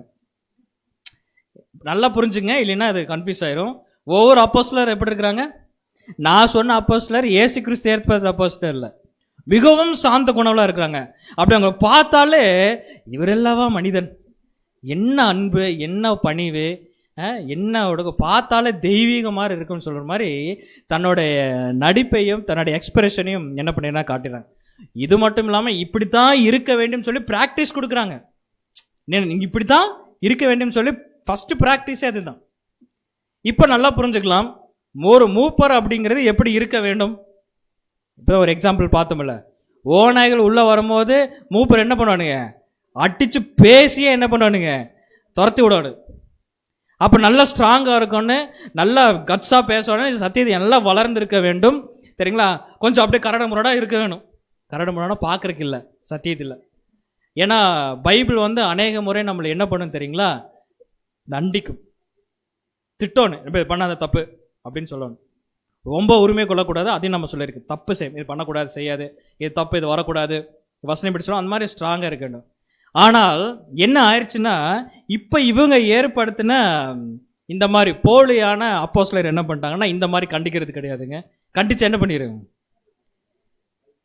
இங்கிருந்து அங்கே போயிட்டு என்ன பண்ணுறது. இவங்க வேலை என்ன தெரியுங்களா, இங்கிருந்து அங்கே போகிறது அனுப்புறதில்ல, அங்கிருந்து என்ன பண்ணணுங்க, உள்ளே கொண்டு வரணும். அதே மாதிரி என்ன சொல்கிறாங்கன்னா, அங்கேயும் போய்க்கலாம் இங்கேயும் வந்துக்கலாம். அப்படின்னா அவங்களுக்கு பரவாயில்ல, நல்லா இருக்கு, அங்கேயும் போய்க்கலாம் இங்கேயும் வந்துக்கலாம். சபையில் அப்படிலாம் கிடையாதுங்க. ஒன்று ஜீவன் உள்ள கல், இல்லைன்னா ஜீவன் இல்லாத கல், 2 கல் தான். சரிங்களா, ஜீவன் இல்லாத கல் ஆகாது, அது தேவன் தூக்கி வீசிடுவார். நமக்கு தேவை ஜீவன் உள்ள கல் தான். இந்த போலியான நடிப்பெல்லாம் கிடையாது. வாசிக்கலாம் பாருங்க, அவர் எழுதுனா நான் அப்படியே தமிழில் போட்டிருக்கேன். இவர்கள் யாருன்னா இந்த 4 குரூப் பார்த்தோம்னா, அது இல்லாமல் எக்ஸ்ட்ரா நிறைய பேர் இருக்கிறாங்க. இவர்கள் தங்கள் வசதிக்கேற்ப எண்ணற்ற அப்போஸ்தலர்களை தங்கள் சபைகளுக்கு அவர்களாகவே ஏற்படுத்தி கொண்டார்கள். இது வேதத்திற்கு முற்றிலும் மாறுபாடான காரியம். புரிஞ்சுதுங்களா? அதாவது அப்போ அவங்க சபைக்கு ஒரு அப்போஸ்தலர்கள், ஒரு பேர் பார்த்தீங்களா, அப்போஸ்டிக் சர்ச். அதில் பார்த்தீங்கன்னா ஏகப்பட்ட அப்போஸ்தலர் இருக்கிறாங்க. உள்ளே போனாலே எல்லாருமே என்னவா இருக்கிறாங்க, ஒயிட் ட்ரெஸ் போட்டவங்க எல்லாருமே என்னவா இருக்கிறாங்க, அப்போஸ்தலர். என்னப்பா 12 பேர் தானே, அதான் அவர் ஏற்படுத்தினதுங்க, நாங்கள் என்ன பண்ணிட்டோம், நாங்கள் தனியாக நிறைய ஏற்படுத்திட்டோம். மக்கள் அதை தான் விரும்புகிறாங்க, கிறிஸ்தவர்களும் அதை தான் விரும்புகிறாங்க. தந்திரம், பொய்யான மதம், மூட நம்பிக்கை, மாயாஜாலம். இன்னைக்கு அப்போஸ்தலன் பேர் வச்சுட்டு நிறைய அற்புதங்கள் செய்கிறாங்க, தீர்க்க தரிசனம் சொல்கிறாங்க, நிறைய கவர் பண்ணுறாங்க. யாருன்னு பேர் பாருங்க, முன்னாடி அப்போஸ்தலன் இருக்கும். யார் இந்த அப்போஸ்தலன் பேர் வச்சது? நமக்கு தெரிஞ்ச ஒருத்தர் இருந்தார், ரொம்ப ஃபேமஸ் ஆனவர், இப்போ இல்லை. அது நிறைய பேர் இருந்தாங்க. அதில் ஒருத்தர் ஃபேமஸான இருந்தார், அவர் காலேஜ் இதெல்லாம் கட்டி நல்லா வசதி வாய்ப்பாக இருந்து இப்போ காணாமல் போயிட்டாருன்னு வச்சுங்க. அவங்க ஜென்ரேஷன் இப்போ ஆளுகை செஞ்சுட்டு இருக்கிறாங்க. அது வேறு. அவரும் ஒரு அப்போஸ்தலர். சரி, அப்போஸ்தலன் யார் பேர் வச்சா? இப்போ ஏசு கிறிஸ்து ரொம்ப நீங்கள் பாடுபடுறீங்க, இலங்கையில் இவ்வளோ இதில் பண்ணுறீங்க, அப்போஸ்தலன் பேர் கொடுத்தாரா? அவரே என்ன பண்ணிட்டாருங்க, அவரே வச்சுக்கிட்டது. ஆனால் அவர்கிட்ட கேட்டால் என்ன சொல்லுவார் தெரியுங்களா, தேவன் தான் வச்சார் அப்படின்றது. தேவன் உங்களுக்கு எப்போ வச்சார் அதெல்லாம் சொல்ல மாட்டான், ஆனால் அவர் தான் வச்சார். ஆனால் அவங்களுக்கெல்லாம் தேவன் சரியான நேரத்தில் அடி கொடுப்பார். சரிங்களா? அப்படின்னா அவங்களே தங்களை தாங்க ஏற்படுத்தி கொடுறாங்க. அப்படின்ற அப்போஸ்தலர்கள் அவங்களுக்கு என்ன ஸ்பெஷல்? இப்போ அடுத்த பாயிண்ட் இருக்கிறோம். ஏன் இந்த 12 பேர்? இந்த அப்போஸ்தலருக்கு என்ன ஒரு ஸ்பெஷல்? என்ன ஸ்பெஷல்? அதுதான் நம்ம பார்க்க வேண்டும். பாருங்க, அப்போஸ்தலரோட வாழ்க்கை, அதுக்கு முன்னாடி அப்போஸ்தலருடைய வாழ்க்கை, அவங்க வாழ்ந்த முறையெல்லாம் நம்ம பார்த்துக்கலாம். அதே மாதிரி அப்போஸ்தலருடைய ஊழியம். ஏன் இது சொல்றேன்னா, அப்போஸ்தலர்கள் வாழ்ந்த வாழ்க்கை இன்னைக்கு யாரும் வாழ்வதாக இல்லை. First point clear. அப்போஸ்தலர் எப்படி வாழ்ந்தாங்களோ அந்த மாதிரி ஒரு வாழ்க்கை, இன்னும் நான் ஸ்பெசிஃபிக்காக சொல்ல போறேன்னா, அப்போஸ்தலர் வாழ்ந்த மாதிரி வாழ்க்கை இன்னைக்கு நம்ம கூட வாழ்றது இல்லைங்க. நம்ம கூட வாழ்றதே கிடையாது. பேருக்கு வேணா சொல்லிக்கிறோம், ஆனா இப்படிதான் வாழ வேண்டும். பாருங்க, அடுத்தது பார்த்தீங்கன்னா, அப்போஸ்தலர் செய்த ஊழியம் நம்ம என்ன பண்றது இல்லைங்க, செய்யறது இல்லை. நம்ம செய்கின்ற ஊழியம் வேணா அப்போஸ்தலர் ஊழியம், ஆனா அவங்கள மாதிரி நம்ம என்ன பண்றது இல்லைங்க, செய்யறது இல்லை. அதே மாதிரி அப்போஸ்தலருக்கு செய்த அற்புதம் நம்ம செய்ய முடியாது, ஏன்னா அந்த அளவுக்கு பரிசுத்த ஆவி நமக்கு கிடைக்கல. பட் இருந்தாலும் ஒரு ஆத்துமாக்காச்சும் என்ன பண்ணணும்னா மனம் திரும்புதலுக்குள்ள நம்ம கொண்டு வர வேண்டும். சரிங்களா? நான்காவது, அப்போஸ்தலர் சொன்ன போதனைகள், அந்த வைராக்கியத்தோட சொன்ன போதனைகள், அந்த கட்ஸ் நம்ம கிட்ட இருக்கா? இல்லவே இல்லை. அதே மாதிரி பார்த்தீங்கன்னா, தேவன் என்ன தீர்மானித்தன்னு பார்த்தீங்கன்னா, இது எல்லாமே அப்போஸ்தலர் செய்த வாழ்க்கையும் அவங்களோட ஊழியமும் அற்புதமும் போதனைகளும், இது எல்லாமே பின்னாடி வருகின்ற இந்த அப்போஸ்தலர் மேல கட்டப்படுகின்ற சபைக்கு இது என்னவா இருக்குன்னு பார்த்தீங்கன்னா போதுமானதாக இருக்கு. எனக்கு தேவனுக்கு நல்லா தெரியும், இதற்கு மேலெல்லாம் பின்னாடி வரவங்க என்ன பண்ண மாட்டாங்க, செய்ய மாட்டாங்க, நல்லா தெரியும். அதனால இவங்க என்ன பண்ணா போதுமானவர்களாக இருக்குன்னு சொல்லி பார்க்குறோம். அப்படின்ற இவருடைய வாழ்க்கை எல்லாமே எங்கே ரெக்கார்டாக இருக்குன்னு பார்த்தீங்கன்னா பைபிளில் ரெக்கார்டாக இருக்கு. அவர் ஒரு பிரதர் ஒரு வசனத்தை கிளியராக கொடுக்குறாரு. அப்படி என்றால் ஒரு அப்போஸ்தலருடைய ஊழியத்தை ஒருவர் செய்கிறதா இருந்தால் அவர் என்ன செய்ய வேண்டும்? 2 தீமோத்தேயு 3ஆம் அதிகாரம் வசனம் 16, 17 வாசிப்போம். 2 தீமோத்தேயு 3ஆம் அதிகாரம் 16, 17 வசனங்கள். வேத வாக்கியங்கள் எல்லாம் தேவ ஆவியினால் அருளப்பட்டிருக்கிறது. தேவனுடைய மனுஷன் தேறினவனாகவும் எந்த நற்கிரியையும் செய்ய தகுதியுள்ளவனாகவும் இருக்கும்படியாக அவைகள் உபதேசத்துக்கு. பாருங்க, போதனை சொல்லல, போதனை வேற. வேத வாக்கியங்கள்லாம் ஃபர்ஸ்ட் எதுவா இருக்குன்னு பாத்தீங்கன்னா அவைகள் உபதேசத்துக்கும் கடிந்து கொள்ளுதலுக்கும். எதுக்குங்க? கடிந்து கொள்ளுதலுக்கும் சீர்திருத்தலுக்கும் நீதியை படிப்பிக்குதலுக்கும் பிரயோஜனம் உள்ளவைகளாய் இருக்கிறது. பாருங்க, இந்த ஒரு 4 விஷயமும் இல்லாத ஒரு காரியத்தை யார் செய்கிறார்களோ அவர்கள் எல்லாமே யாருன்னு பாத்தீங்கன்னா ஓநாய்கள். நம்ம மனசு சொல்லக்கூடாது என்னன்னா, இப்ப இந்த வசனத்தின்படி இவங்களை கடிந்து கொண்டால் இவங்க நம்மளை விட்டு போயிடுவார்கள் அப்படின்னு சொல்லி மனசு சொல்லுச்சுன்னா நம்ம தேவனுக்கோ நம்ம கீழ்ப்படியவே இல்லை. யார் கீழ்ப்படுறங்க? நமக்குள்ள ஒரு ஓனா இருக்கு, சாத்தானுக்கு நம்ம கீழ்ப்படிக்க பிள்ளைறோம். யாரை இறுக்கி பிடிக்க வேண்டும் அப்படிங்கிற எண்ணம் கிடையாது. ஏன்னு கேட்டிங்கன்னா, தேவன் யாரை அனுமதிக்கிறார்களோ அவங்க கூட இசைவாக சேர்ந்து ஊழியம் பண்ணுறது தான் நம்மளுடைய வேலை. எனக்கு ஒரு சுயதனம் கொடுத்துருக்கு, நம்மளோட அன்பு சகோதருக்கு ஒரு சுயதனம் கொடுத்துருக்கு. உதாரணத்துக்காக சொல்கிறேன், சகோதரிக்கு ஒரு சுயதனம் கொடுத்துருக்கு. நம்ம இப்போ இவங்க நம்மளாம் சேர்ந்து ஒரு இசைவாக சேர்ந்து தேவனுக்கு ஊழியம் செய்வது கட்டப்படும். இதுதான் எண்ணங்களா இருக்கே தவிர நான் அவபரித்து கொள்ளணும், எனக்கு அவங்க பிடிச்ச மாதிரி இருக்குன்னு சொல்லி அது மாதிரிலாம் நான் என்ன பண்ணக்கூடாதுங்க, செய்யக்கூடாது. அதுக்கு யாருக்கு எந்த உரிமையும் கிடையாது. இப்போ அப்போஸ்தலரோட வாழ்க்கை, அவங்க செய்த காரியங்கள், போதனைகள் எல்லாமே இதில் தான் இருக்குங்க. வேதாகமத்தில் பேதுரு எழுதியிருக்கிறார், யோவான் எழுதியிருக்கிறார், பவுல் நிருபங்கள் எழுதியிருக்கிறார், எல்லாருமே எழுதியிருக்கிறாங்க. இதெல்லாம் எங்கே தான் இருக்குது? பைபிளில் ரெக்கார்டு இருக்காருன்னா தேவன் என்ன பண்ணுங்க, அது அக்செப்ட் பண்ணியிருக்கிறார். சரிங்களா? அப்போ இவங்க வாழ்க்கை முழுவதுமே எப்படியா இருக்குன்னு பார்த்தா நமக்கு ஒரு போதனையாக இருக்குன்னு சொல்லி நம்ம பார்க்குறோம். இந்த இடத்துல பவுல் என்ன சொல்றாருன்னு பாருங்க. அப்போஸ்தலர் 20ஆம் அதிகாரம் 27ஆம் வசனம். அப்போஸ்தலர் 20ஆம் அதிகாரம் 27ஆம் வசனம். எல்லாருடைய இரத்தப்பழிக்கும் நீங்கி நான் சுத்தமா இருக்கிறேன் என்பதற்கு உங்களை இன்றைய தினம் சாட்சிகளாக வைக்கிறேன். ஏன்னு கேட்டீங்கன்னா, இந்த இடத்துல ஃபுல்லா நீங்க படிச்சு பார்த்தீங்கன்னா தெரியும், கிறிஸ்துவ கற்றிருந்து இவர் என்ன கற்றுக்கொண்டாரோ அது ஒரு துளி அளவு கூட இவர் என்ன பண்ணலைங்க, மறைச்சு வைக்கவே இல்லை. கம்ப்ளீட்டா ஓபன் பண்ணிட்டாரு. நம்முடைய பிதாவாகி தேவனுடைய கேரக்டர், குணலட்சணம் நம்ம அழகா டக்கு டக்குன்னு சொல்லிடுவோம். அன்பு, அவர் டக்கு டக்குன்னு சொல்லிட்டார், டக்கு அப்படின்னு ஆயிடுச்சு. அன்பு, வல்லமை, நீதி, அதுக்கப்புறம் ஞானம். இது பிரதானமான குணலட்சணம். ஓகே, இப்ப பிதாவாகி தேவனுடைய பிரதானமான குணலட்சணம் இல்லாம பேசிக்கா அவர் எப்படிப்பட்டவர்? அன்பானவர்ங்கிறது குணலட்சணத்தே வந்துடும், நீதியானவர் நீதியிலே வந்துடும், சாகாயமுள்ளவர் அது அவர் இருக்கிற தன்மை, சாவாயமுள்ளவர். நானே 2-3 சப்ஜெக்ட் சொல்லிக்கிறேன், சகோதரர் சொல்லிக்கிறார். தேவன் அவர் இப்படித்தான். அப்படின்னா தேவன் எப்படிப்பட்டதுன்னா மிகவும் யதார்த்தமானவர். எப்படிங்க? தேவன் மிகவும் யதார்த்தமானவர். ரொம்ப யதார்த்தத்தை தான் அவர் என்ன பண்ணுவார் தெரியுங்களா? அவர் விரும்புவார். ஏன்னா தேவன் அப்படிப்பட்டவர். யதார்த்தத்துக்கு மீறி செய்கின்ற காரியம் அவர் என்ன பண்றது இல்லைங்க, அக்செப்ட் பண்றதே இல்லை. நீங்க ரொம்ப உணர்ச்சி வசப்பட்டாலும் ஒன்றும் வேலைக்காகல, நீங்க ரொம்ப கஷ்டப்படுற மாதிரி நடிச்சாலும் வேலைக்காகாது. நம்ம யதார்த்தமா இருந்தோம்னா தேவன் யதார்த்தமா இருப்பார். அதே மாதிரி பார்ஷாலிட்டி அவர் பார்க்கவே மாட்டார். அப்படி இப்படி இப்படி பார்க்கும்போது இப்படி நான் என்னையவே சொல்லிக்கிறேன், இப்படி பார்க்கும்போது சிந்தனா அப்படின் போது டக்குன்னு அவர் எதை தான் பார்ப்பாருங்க? முகத்தையோ என் மூளையோ அது நமக்கு இருக்காதுன்னு வச்சுக்கோங்க. எதைத்தான் பார்ப்பாருன்னா அப்படி அப்படி அப்படி இதயத்தை பார்ப்பார். இதயத்தை பார்க்கும்போது ஓகே ரைட் யதார்த்தமாக இருந்தால் இமீடியட்டாக என்னதுங்க, ஆண்டவரே இது வேணும், ஆண்டவரே அது வேணும்னு ஏதாச்சும் சத்தியத்தின் நிமித்தமாக ஆவி நிமித்தம்னா உடனே கிராண்ட் பர்மிஷன். ஓகே என்ன பண்ணணும், தகப்பன் தானே. அப்படி பார்க்குறாரு. பார்க்கும்போது எப்படி இருக்கு? நான் யதார்த்தத்துக்கு மீறி ஓவர் ஆக்டிங் பண்ணிட்டு இருக்கிறேன்.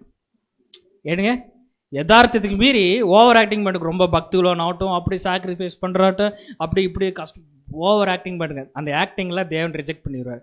அப்படி எல்லாத்தையும் ரிஜெக்ட் பண்ணி பார்த்தா கடைசியில் எல்லாமே ரிஜெக்ட் ஆயிடும். அப்போ ஒன்றுமே இல்லை. அந்த மாதிரி இப்போ ரொம்ப யதார்த்தமானவர். சங்கீதத்தில் வசனங்கள் இருக்கு. அதே மாதிரி தேவன் பார்ஷாலிட்டியே பார்க்க மாட்டாங்க. இன்னைக்கு இதெல்லாம் இன்னைக்கு இந்த உலக ஜனங்கள் பார்க்குறாங்க. தேவன் பார்ல அது கிடையாது. No partiality. அதே பவுல் இங்கே என்ன சொல்கிறாருன்னா, நான் எதையும் என்ன பண்ணலைங்க, மறைச்சி வைக்கல. பவுல் பாருங்க, அவர் கடைசி வரைக்கும் யதார்த்தமாக தான் இருந்தார்.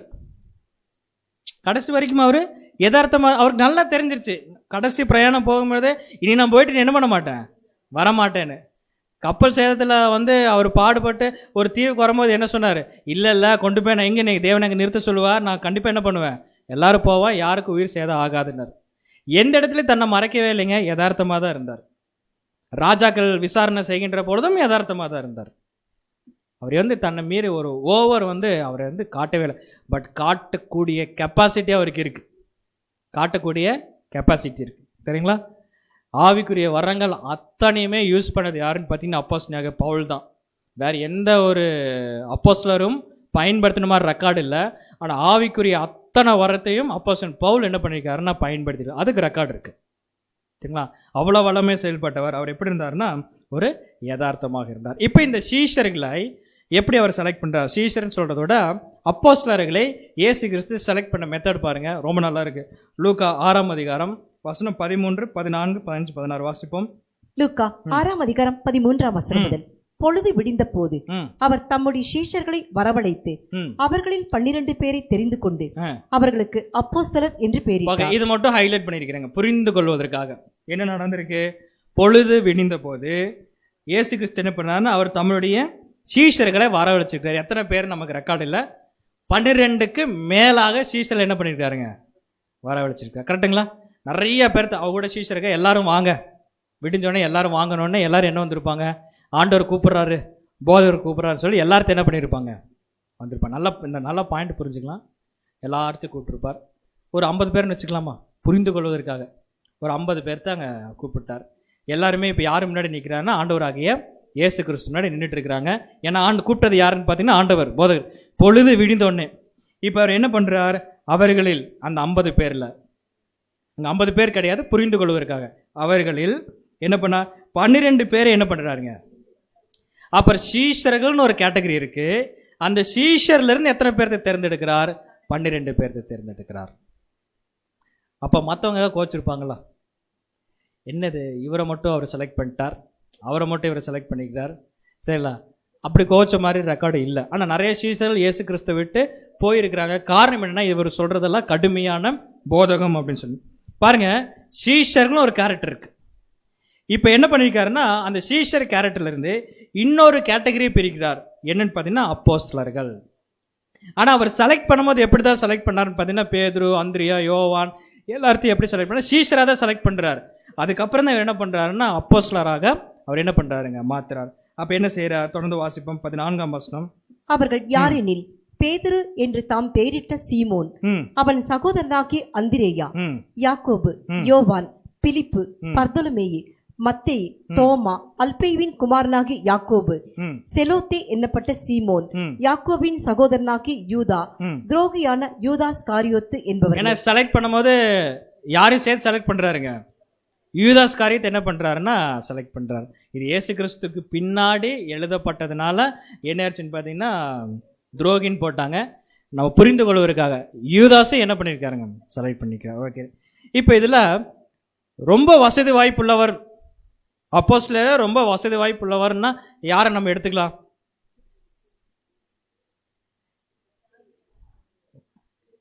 தெரிஞ்சு சொல்றீங்களா இல்லை தெரியாமல் சொல்றீங்களா? இல்லை ஒரு வசதி வாய்ப்புள்ளவர்னா 2 பேர் தான். 2 பேர் கொஞ்சம் வசதி வாய்ப்புள்ளவர்கள். ஆனால் வசதி வாய்ப்புள்ளவர்னா ரொம்ப பெருசாக நினச்சிக்க வேண்டாம். மிடில் கிளாஸுக்கு கொஞ்சம் கீழே, அவ்வளோதான். மிடில் கிளாஸுக்கு ஒரு சாதாரண ஒரு கவர்மெண்ட் ஜாப், அவ்வளோதான். யாருன்னு பார்த்தீங்கன்னா மத்தேயு கவர்மெண்ட் சேலரி வாங்குறேன். மீதி யாருக்கும் வந்து அவ்வளோ இல்லை. அதுக்கப்புறம் யூதாஸ் காரியர். யூதாஸ் காரியத்தை அப்பா வந்து என்னன்னு பார்த்தீங்கன்னா பிஸ்னஸ் மேன். இவர் பிஸ்னஸ் ஏருக்காக தான் இஸ்ரேலுக்கு வந்தார். அதுக்கப்புறம் யாருடைய போதகத்தில் ஈர்க்கப்பட்டார்னா யோவான் ஸ்நானகன். யோவான் ஸ்நானக்கு பின்னாடி யார்கிட்ட வந்துட்டாருன்னு பார்த்தீங்கன்னா இயேசு கிறிஸ்து கிட்ட வந்தார். மறைமுகமான சீசர், யோவான் ஸ்நானோட மறைமுகமான சீசன் தான் யாருன்னு பார்த்தீங்கன்னா யூதாஸ் காரியர். இவங்க ஆல்ரெடி பிஸ்னஸ் பண்ணுறதுனால இவர்கிட்ட அந்த பிஸ்னஸ்க்குரிய மைண்ட் இருக்குது. அதனால தான் கரெக்டாக இயேசு கிறிஸ்து என்ன பண்ணார், பணப்பை நீயே வச்சிருப்பா, ஏன்னா உனக்கு தானே இருக்குது அந்த பிஸ்னஸ் மைண்ட் இருக்குன்னு சொல்லி கொடுத்தாரு. கடைசியில் அவன் நல்லா பிஸ்னஸை காட்டிட்டு போயிட்டான். சரிங்களா? ஆனால் துரோகியான யூதாஸ் காரியர். இப்போ பாருங்க, இதில் யாருமே வந்து ஹை நாலேஜ் அப்படின்னு சொல்ல போகிற யாருமே கிடையாது. நாலேஜ் ஏதாச்சும் இருக்கா? இல்லை. வசதி வாய்ப்பு இருக்கா? எதுவுமே இல்லை. இயேசு கிறிஸ்து மரித்த பின்னாடியும் பேதுரு, ஏன்னா ஏன் சொன்னா யார் ஃபர்ஸ்ட் செலக்ட் பண்ணிக்கிறாருங்க? பேதுரு. சரிங்களா? பேதுரு. ஆனால் இந்த இடத்துல பின்னாடி எழுதுனதுக்காக பேதுருன்னு வந்தார். இவர் அஸ்திபாரனால. ஆக்சுவலாக முதல் செலக்ட் ஆனது யாருன்னு பார்த்தீங்கன்னா யோவான். சரிங்களா? யோவான். அதுக்கப்புறம் தான் பேதுருலாம் வந்தாங்க. யோவான்லாம் நம்ம கிளியராக ரெக்கார்ட் இருக்குது. பட் பேதுரு வந்து அஸ்திபாரத்துக்கு அந்த திறவுகள்லாம் வாங்கினால அந்த சபைக்கு அஸ்திபாரம் எல்லாருமே. பட் இவர் தான் மெயின் கேட்டகரி, விசுவாசத்தினால பேதுருன்னு சொல்லப்பட்டிருக்கு. எல்லாருமே இங்கே ரெக்கார்ட் ஆகிருக்கு. அப்படின்னா இவங்களோட வாழ்க்கை மிகவும் எளிமையானது, ரொம்ப ஒரு பிரம்மாண்டம் அப்படிங்கிற சொல்கிறதுக்கெலாம் இல்லை. பட் இவங்களுடைய பிரம்மாண்டம் அப்படின்னு சொல்கிறது எங்கே ஸ்டார்ட் ஆகுது, இவருடைய பவர் எங்கே வெளியே வருது அப்படின்னு பார்த்தீங்கன்னா பெந்தகோஸ்தே நாளுக்கு அப்புறம் தாங்க வருது. பாருங்க, இவங்களாம் பயந்துட்டு இருந்தாங்க. அப்போஸ்தலர்னு ஒரு பேர் வாங்கிட்டாங்க, ஆனால் பயந்துட்டு இருந்தாங்க. சரியாக ஊழியங்கள் செய்ய முடியாமல் இருந்துச்சு. இஸ்ரேல் ஜனங்கள் கண்டா பயந்துக்குவாங்க. அதனால் இயேசு கிறிஸ்து அரெஸ்ட் பண்ணும்போது எல்லாரும் தெரிச்சு ஓடிட்டாங்க. இப்படிப்பட்ட பேதுரும் யோவானும் என்ன நடக்குது பாருங்க. அப்போஸ்தலர் 4ஆம் அதிகாரம் 13ஆம் வசனம் வாசிப்போம். அப்போஸ்தலர் 4ஆம் அதிகாரம் 13ஆம் வசனம். பேதுருவும் யோவானும் பேசுகிற தைரியத்தை அவர்கள் கண்டு அவர்கள் படிப்பறியாதவர்கள் என்றும் பேதமை உள்ளவர்கள் என்றும் அறிந்தபடியினால் ஆச்சரியப்பட்டு அவர்கள் இயேசுவுடனே கூட இருந்தவர்கள் என்றும் அறிந்து கொண்டார்கள். பாருங்க, ஆச்சரியம் வந்திருக்கு. அதனாலதான் இவர்கள் எப்படி இயேசு கூட இருந்தவர்கள். என்ன ஒரு ஆச்சரியம்! ஏன் இந்த வாசனம் பாருங்க, பேதுருவும் யோவானும் பேசுகிற தைரியம். என்ன தைரியமா பேசியிருப்பாங்க? கத்திருப்பாங்களா? போல்டா, அதான் போல்டா பேசியிருப்பாங்களா? போல்டா பேசினா எப்ப வேணா பேசலாமே. ஏன் பேதுருக்கு பயமா? அவர் டக்குன்னு கத்தி எடுத்து என்ன பண்ணாருங்க? இயேசு கிறிஸ்து அரெஸ்ட் பண்ணும்போது காது வெட்டினாரு. தைரியம் இருக்குல்ல அவருக்கு. கரெக்ட். பாயிண்ட் பாயிண்டா சொல்றேன் பார்த்தீங்களா? ஏன்னா இத்தனை நாள் இப்படி பேசிட்டு இருந்தார், இன்னைக்கு கரெக்டாக பாயிண்ட் அடிக்கிறாரு. எங்க பாருங்க, கரெக்டாக பாயிண்டா சொல்லும் போது பேதுரு யோவானு பேசுகின்ற பொழுது அப்படியே அந்த ஜனங்கள் பார்க்குறாங்க, இவங்க இந்த மாதிரி பேசுகிற ஆட்கள் கிடையாது, இவங்களை பற்றி நல்லா நமக்கு தெரியுமே. அது என்ன சொல்கிறேன் பாருங்க, என்ன இல்லையாமா உங்களுக்கு? படிப்பறிவு இல்லாதவர்கள். நல்லா யோசிச்சுக்கலாங்க. படிப்பறிவு இல்லாதவர்கள், நோ பார்ஷியாலிட்டி. அதான் முன்னாடி சொன்னோம். யதார்த்தமாக இருந்தால் தேவன் யதார்த்தமானவர் தான். சரிங்களா? இன்னொரு பாயிண்ட் கூட இருக்கு, யதார்த்தமானவருக்கு. என்னை ஏன் கூட்டிகிட்டு வந்தீங்க? சாகடிக்கவா கூட்டிகிட்டு வந்தீங்க? சாகடிக்கவா கூட்டிகிட்டு வந்தீங்கன்னா தேவன் என்ன பண்ணுவாருங்க? இதான்ப்போ ஆசை, இந்தா செத்துப்போ. நீ கேட்டது என்ன பண்ண வாய்க்கு பண்ணுவார், அதுவே கொடுப்பார். இவங்க அந்த மாதிரி தான். இவங்க பேசுகிற பேச்சு கேட்டு அங்கே இருக்கிறவங்களாம் ஸ்டன் ஆயிட்டாங்க. ஆனால் படிப்பறிவு இருப்பா, இவங்க எப்படி இப்படி பேசுகிறாங்க அப்படின்னு. அதுக்கப்புறம் என்ன சொல்கிறாங்க பாருங்க, பேதமை உள்ளவர்கள், ஒன்றும் தெரியாதவங்க, ஒன்றுமே தெரியாதவங்க. சரிங்களா? இன்னைக்கு திடீர்னு உதாரணத்தை சொல்கிறேங்க. ஒரு 3 வயசு குழந்தை குழந்தையாவே பார்த்துருப்போம். அது டிங்கிள் டிங்கிள் லிட்டில் ஸ்டார் தான் பாடிட்டு இருக்கோம். உதாரணம் சொல்கிறேன். திடீர்னு கடகடன்னு சப்ஜெக்ட் எடுத்தால் எப்படி இருக்கும்? நமக்கு தெரியும். உதாரணத்தை சொல்கிறேன். பார்த்தோன்னா நம்ம என்ன ஆச்சரியப்படுவோமா? இல்லை என்னப்பா நீ மட்டும் ரொம்ப ஸ்பெஷலாக இருக்குன்னு சொல்லிட்டு போய் என்ன பண்ணுவோம்? விசாரிப்போம். என்ன நம்ம ஒரு கியூரியாசிட்டி இருக்குது, அந்த ஏற்படுத்தும். இப்போ இந்த இடத்துல இவங்க அப்படி தான் பண்ணியிருக்கிறாங்க. சரிங்களா? பாருங்க, பேதையுள்ளவர்கள் அறிந்தபடினால் என்ன பண்ண ஆச்சரியப்பட்டு இயேசுவுடனே கூட இருந்தவர்கள் என்று அறிந்து கொண்டார்கள். எப்படி? இவங்க பேசுகிற பேச்சை கேட்டு தான் அறிந்து கொண்டார்கள். அப்போ அந்த மாதிரி இவங்க வளர்ந்திருக்கிறார்கள். நம்ம என்ன புரிஞ்சுக்கலாம்னா, படிப்பறிவு இல்லாதவர்களையும் பேதமையா இருக்கிறவங்க தான் என்ன அப்போஸ்தலராகவே என்ன பண்ணிருக்காங்க, அழைச்சிருக்கிறார். பவுல்கிட்ட கேட்டால் இன்னும் கிளியராக சொல்லுவார். என்னன்னா, ஞானிகளை வெட்கப்படுத்தும்படி யார் அவர் தேர்ந்தெடுத்திருக்கிறாருங்களா? பைத்தியக்காரர்கள். அவர் கொஞ்சம் இப்படி தான் சொருக்குன்னு கொடுப்பார். இவங்களாச்சும் என்ன பண்ணிட்டாங்க? படிப்பறிந்தவர்கள் பேதம் சொல்ல ஞானிகளை வெட்கப்படுத்தும்படி யாரை செலக்ட் பண்ணியிருக்காருங்க? பைத்தியக்காரர் என்ன பண்ணியிருக்காருங்க? செலக்ட் பண்ணியிருக்காரு. இப்போ நம்மளாம் யாரு பார்த்தீங்களா? பைத்தியம்னு சொல்றதுக்கு நம்ம என்ன பண்ணலாங்க? சந்தோஷப்படலாம். வெளியே போய் சொல்லி பாருங்களே, தாய் சபையில் போய் நீங்கள் பைத்தியம்னு சொல்லிப்பாங்க, அடிச்சு பட்டாசு கிளப்பிடுவாங்க. சொல்ல முடியாது. ஏன்னா புரிந்து கொள்ள வேண்டும். நம்ம பைத்தியம் சொல்றதுக்கு என்ன பண்ணலாங்க? சந்தோஷப்படலாம். இன்னொரு வசனம் இருக்கு. அதாவது தேவனுடைய அதிக பைத்தியமே ஒன்றும் இல்லாததே மனுஷனுக்கு எப்படி இருக்குன்னு தெரியுங்களா? அதிகப்படியான ஞானமா இருக்கு. இப்போ நம்மளாம் ஒன்றுமே இல்லைங்க. அதைத்தான் சொல்கிறேன். நம்ம ஒன்றுமே இல்லை அப்படின்னு சொல்லி நம்ம அப்படி சரண்டர் ஆனாலே தேவன் சொல்வார், நீ யாருப்பா சொன்னது படிப்பறிவு இல்லாதவன்னு? யார் சொன்னது நீங்கள் பேதமை உள்ளவன்னு? யார் சொன்னா நீங்கள் பைத்தியக்காரன்னு? யார் சொன்னா உங்களுக்கு வல்லமை இல்லை என்று? எல்லாமே நான் என்ன பண்ணுறேன்? நான் உனக்கு தரேன் பார். அப்படி அதை வாங்கிட்டு அதை நம்ம செயல்படுத்தினா நம்ம இவங்க ஆச்சரியப்படுற அளவுக்கு தேவன் என்ன பண்ணுவார்? நம்மளை வழி நடத்துவார். அதை விட்டுட்டு தேவன் ஆச்சரியப்படுற மாதிரி நம்மளா ஸ்டெப் எடுத்தானே வச்சுக்கங்க, நீ கொஞ்ச நாளைக்கு என்ன பண்ணு, அமைதியாருன்னு உட்கார வச்சிருவார். சரிங்களா? அப்படி மாதிரி இவங்க ரொம்ப யதார்த்தமாக இருந்தார்கள். இப்போ இந்த இடத்துல சீஷர்லேருந்து என்ன பண்ணியிருக்கிறாருங்க? அப்போஸ்தலரை செலக்ட் பண்ணிக்கிறார். அது கூட நம்ம பார்க்கலாம் பாருங்க. Okay, right. ஸோ சீஷர்கள், இந்த சீஷர்கள் அப்படிங்கிறது பார்த்தீங்கன்னா கிரேக்க வார்த்தையில் என்ன கொடுக்கப்பட்டிருக்குன்னா MATHETS. என்ன சொல்லுவாங்கன்னா இந்த மத்திட்டிஸ் அப்படின்னு சொல்கிறாங்க. ஸோ இவங்க யார் அப்படின்னா சரியான மொழிபெயர்ப்பு என்னன்னு பார்த்தீங்கன்னா கற்பவர்கள், படிச்சுக்கிட்டே இருக்கிறவங்க. என்னதுங்க? படிச்சுக்கிட்டே இருப்பாங்க. மாணாக்கள். நம்ம சகோதரர் அந்த டிரான்ஸ்லேட் பண்ணும்போது தமிழ் அப்படி தான் இருக்குது. கற்பவர்கள் அல்லது மாணாக்கள் அப்படின்ட்டு இருக்கு. இப்போ நம்மளாம் யார்? நம்மளாம் என்ன பண்ணுறோங்க? படிச்சுக்கிட்டே இருப்போம். எப்போ வரைக்கும் படிப்போம்? சாகிற வரைக்கும் என்ன பண்ணுவோம்? படிச்சுட்டே இருப்போம். சரிங்களா? அப்போ நம்மளாம் மாணாக்கள். Okay, right. அப்புறம் அப்போஸ்தலர்கள்னா அப்போ அது வேறு இல்லை.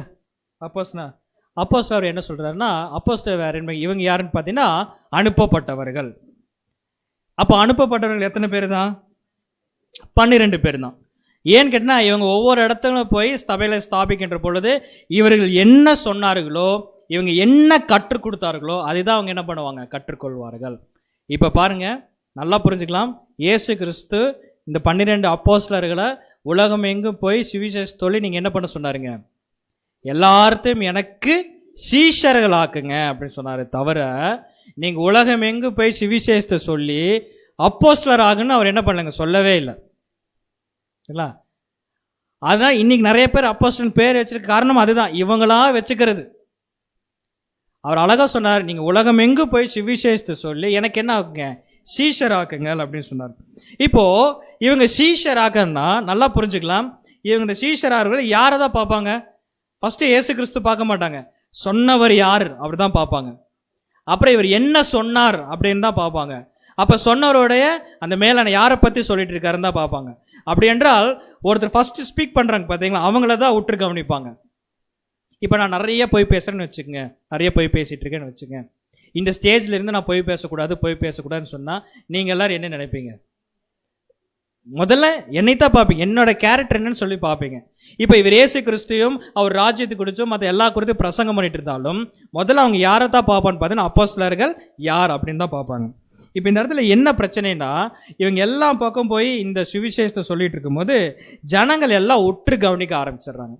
அப்படி உற்று கவனிக்கின்ற பொழுது அப்போஸ்தலரோட வாழ்க்கை முறை எப்படி இருக்குன்னு பார்த்தீங்கன்னா, முதல்ல ஃபஸ்ட்டு எல்லா அப்போஸ்தலரும் என்னவா இருக்குன்னு பார்த்தீங்கன்னா, மிகவும் தாழ்மை உள்ளவர்களாக இருக்கிறாங்க. இந்த தாழ்மை உள்ளவர்களாக இருக்கு, எல்லாரும் ரொம்ப தாழ்மை உள்ளவர்களாக இருக்கிறாங்க. யாருக்கு தாழ்மைனா, தேவனுக்கு தாழ்மை உள்ளவர்களாக இருக்கிறாங்க. இப்படி இவங்க தாழ்மை உள்ளவர்களாக இருந்தாங்கன்னா யார் இது நல்லா நோட் பண்ணிட்டே இருப்பான்? இப்போ அப்போஸ்தலர்கள் தாழ்மை உள்ளவராக இருக்கிறாங்க, சரிங்களா? இதை யார் நோட் பண்ணுவா? Correct, exactly correct. யார் நோட் பண்ணுவாங்க? சாத்தான் நோட் பண்ணிட்டே இருப்பான். ஏன்னா அவன் கெடுக்கிறதான் அவனோட வேலை. அப்போ இவன் ஒரு தாழ்மையை அங்கே என்ன பண்ணுவான்? கரெக்டாக, இவன் ஒரு தாழ்மையை கொண்டு வருவான். என்ன தாழ்மையை கொண்டு வருவான்? அதுதான் மாயமான ஒரு தாழ்மையை அவங்க என்ன பண்ணுவாங்க? கொண்டு வருவான். பாருங்க, இவங்க வாழ்க்கை முறை ரொம்ப தாழ்மையானவர்கள். ஆனால் இவன் எப்படி கொண்டு வரான்னா ஒரு மாயமான தாழ்மை கொண்டு வரான். அப்போ அதையும் மேட்ச் பண்ண முடியல. ரெண்டாவது என்னன்னு பார்த்தீங்கன்னா, அப்போஸ்தலருடைய தொழில்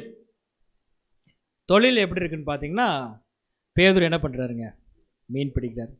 படிப்பு இல்லை, சரியான பிஸ்னஸ் இல்லை, செல்வம் அப்படிங்கிறதுல ஒன்றுமே கிடையாது. அதுலேயும் பார்த்தீங்கன்னா பெந்தகோஸ்தே நாளைக்கு பின்னாடி இவங்க சூழ்நிலை எப்படி இருந்துச்சு தெரியுங்களா? ரொம்ப கஷ்டமாக இருந்துச்சு. எல்லாத்தையும் விற்று போட்டு என்ன பண்ணுறீங்க?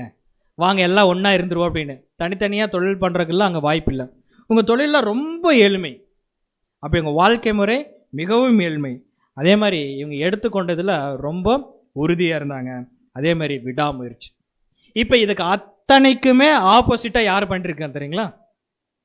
ஆக்சுவலாக இவங்க இது அத்தனைக்குமே ஆப்போசிட்டாக யார் பண்ணிருக்காருங்க? சாத்தான் பண்ணுற தாழ்மைக்கு மாயமான தாழ்மை, சரிங்களா? தொழில் அப்போஸ்தலர் மாதிரி ரொம்ப ஏழ்மையான வாழ்க்கையும் ஏழ்மையான தொழில் செஞ்சால் போதுன்னு சொல்லி யாராச்சும் சொல்கிறாங்களா? இன்னைக்கு ஒவ்வொரு இதுலையும் என்ன பண்ணாங்கன்னா பிஸ்னஸ் பிளான். நீங்கள் இங்கே வந்து கட்டிட்டு என்ன இருங்க, பிஸ்னஸ்ஸு டபுள் டைம் இன்க்ரீஸ் ஆயிரும் அப்படின்னு, ப்ராஃபிட் எவ்வளோ எடுப்பீங்க, பிஸ்னஸ் எல்லாம் பிஸ்னஸ் மைண்டில் தான் இருக்கிறாங்க. அதே மாதிரி யாராச்சும் வந்து எளிமையாக வாழ்றதுக்கு ஆசைப்படுறாங்களா? யோசிச்சு பாருங்க. உலக ஜனங்களா சரி, கிறிஸ்தவ எளிமையாக வாங்குறதுக்கு ஆசைப்படுறான். ஒரு சைக்கிள் இருந்தால் அடுத்து நமக்கு என்ன தோணும்? பைக் இருந்தால் அடுத்தது என்ன தோணும் நமக்கு? எங்களுக்கெல்லாம் தோணாதுன்னு யாருமே சொல்ல முடியாது. தேவன் ஜூம் பண்ணி எல்லாம் பார்த்துட்டு தான் இருக்காரு நமக்குல, சரிங்களா? அப்புறம் கார் இருந்துச்சுன்னா அதுக்கு மேலே இல்லை, வாங்க முடியாது. அப்படி மட்டும் முடிகிற மாதிரி இருந்துச்சுன்னு வச்சுக்கோங்க, அதையும் நம்ம என்ன பண்ணிடுவோம்? வாங்கி வச்சுக்குவோம், சரிங்களா? காரணம் அப்படி வந்து டிஃபால்ட்டாகவே நம்ம என்ன ஆகிட்டோன்னா அதுக்குள்ளே செட் ஆகிட்டோம். அதுலேருந்து பிரிஞ்சு வர்றது ரொம்ப கஷ்டம். யாருனால தான் பிரிஞ்சு வர முடியும்னா புதிய சிருஷ்டி நடக்குமாமா. சரி, அப்படி டெவலப் ஆகலாமா, இல்லை அப்போ கிறிஸ்துவ அப்படியே டிக்ரீஸ் ஆகலாமா? டிக்ரீஸ் தான் ஆகும். என்ன போதும் அனுபவிச்சு போதும். சாக்ரிஃபைஸ் பண்ண பார்த்தீங்கன்னா அப்படியே கடைசியாக பார்க்கும்போது அவர் எப்படி தான் இருப்பார்? ஒன்றுமே இல்லை இருக்க மாதிரி. நம்முடைய மூத்த சகோதரர் ரசல் பர்ல எடுத்துக்கலாம், சரிங்களா? அவர்கிட்ட இல்லாத காசா பணமா சொத்தா எல்லாமே சாக்ரிஃபைஸ் பண்ணிட்டே வந்தார். கடைசியில் வந்து அவருக்கே தெரிஞ்சிருச்சு நம்ம என்ன ஆயிடுச்சு, சாக போகிறேன்னு தெரிஞ்சு அப்படி பாக்கெட்டில் பார்க்கும்போது டாலர் கணக்கில் இருந்துச்சு, வெறும் சில்லற கணக்கில் தான் இருந்துச்சு, ஒன்றுமே இல்லை. அப்படியே டிக்ரீஸ் ஆகி சாக்ரிஃபை பண்ணி கடைசியில் பார்த்தீங்கன்னா அவர்கிட்ட ஒன்றுமே இல்லை. ஆனால் நம்பிக்கையாக ஒன்று சொல்லலாம், கண்டிப்பாக உயிர்த்தெழுதல் அவர் என்ன பண்ணியிருப்பாருங்க? எழுந்திருப்பார், சரிங்களா? அந்த மாதிரி ஒரு வாழ்க்கை தான் வாழ சொல்லுங்க. அதே மாதிரி பார்த்தீங்கன்னா உறுதி, அதே மாதிரி விட, இந்த மாதிரி ஒரு அஸ்திபாரத்தின் மேலே தான் நம்ம கட்டப்பட வேண்டும் சொல்லி பார்க்கிறோம். லூக்கா 24ஆம் அதிகாரம் வசனம் 48 முதல் 49 வரை. லூக்கா 24ஆம் அதிகாரம் 48, 49 வசனங்கள். நீங்கள் இவைகளுக்கு சாட்சிகளாய் இருக்கிறீர்கள். என் பிதா வாக்குத்தத்தம் பண்ணினதை இதோ நான் உங்களுக்கு அனுப்புகிறேன். நீங்களோ உன்னதத்திலிருந்து வரும் பெலனால் தரிப்பிக்கப்படும் வரைக்கும் எருசலேம் நகரத்தில் இருங்கள் என்றார். பாருங்க, இயேசு கிறிஸ்து சொல்றார், செலக்ட் பண்ணிட்டு என்ன சொல்றாருன்னா, நீங்கள் இவைகளுக்கு சாட்சிகளா இருப்பீங்க. ஏன்னா இவங்க தான் சாட்சி. என் பிதா வாக்குத்தத்தம் பண்ணினதை இதோ நான் உங்களுக்கு அனுப்புகிறேன்.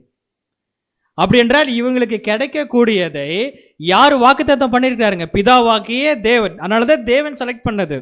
நான் உங்களுக்கு அனுப்புகிறேன், நீங்க என்ன பண்ணுங்க, அதை பெற்றுக்கொள்ளும் வரைக்கும் நீங்க என்ன பண்ணுங்க, எருசலேம்ல என்ன பண்ணுங்க, நரகத்தில் பேசாம இருங்க. அதுக்கு நடுவில் தான் யாரை செலக்ட் பண்ணிடுறாங்க? மத்தியாச அழைப்பு. அதனால தான் தேவன் என்ன பண்ணாருன்னா புறக்கணித்தார். ரிஜெக்ட் பண்ணல, கட் பண்ணல, தண்டிக்கல. என்ன பண்ணிட்டாருன்னா புறக்கணித்தார். வேண்டாம்னு சொல்லிட்டு அவர் வந்து ஏற்றுக்கொள்ளவே இல்லை. இப்போ என்ன பண்ணுறாருன்னா, ஓகே ரைட், இவங்களுடைய வாழ்க்கை, இவங்களுடைய உறுதி, இவங்களுடைய விடாமுயற்சி, இவங்களுடைய தாழ்மை, படிப்பறிவு இல்லை, ரொம்ப பேதமையாக இருக்கிறாங்க, யதார்த்த உள்ளமாக இருக்கிறாங்க. தேவன் பார்க்குறார், நீங்கள் தான் இந்த சபைக்கு என்ன பாருங்க அஸ்திபாரம் அப்படின்னு சொல்லி என்ன பண்ணுறாருன்னா, இயேசு கிறிஸ்துவ சரி தேவன் சொல்கிறீ அவங்களை என்ன பண்ணால் அவங்களுக்கு ஒரு நியமத்தை அங்கே நியமிக்கிறாங்க. You are the foundation. இப்போ யார் யார் கட்டப்படுகிறார்களோ அவங்கெல்லாம் என்ன பண்ண உங்கள் மேலே தான் கட்டப்பட வேண்டும் சொல்லி அவர் சொல்கிறார். இப்போ என்ன பண்ணுறா, இப்போ பாருங்கள் ஒரு கட்டிங்ஸ் படிக்கலாம் பாருங்கள். கிறிஸ்து ஒருவரே உங்களுக்கு குருவாக இருக்கிறார். அதிலிருந்து வாசிப்போம். கிறிஸ்து ஒருவரே உங்களுக்கு குருவாய் இருக்கிறார் என்பதை அவர்கள் தொடர்ந்து நினைவில் வைத்துக் கொள்ள வேண்டியவர்களாய் இருந்தனர்.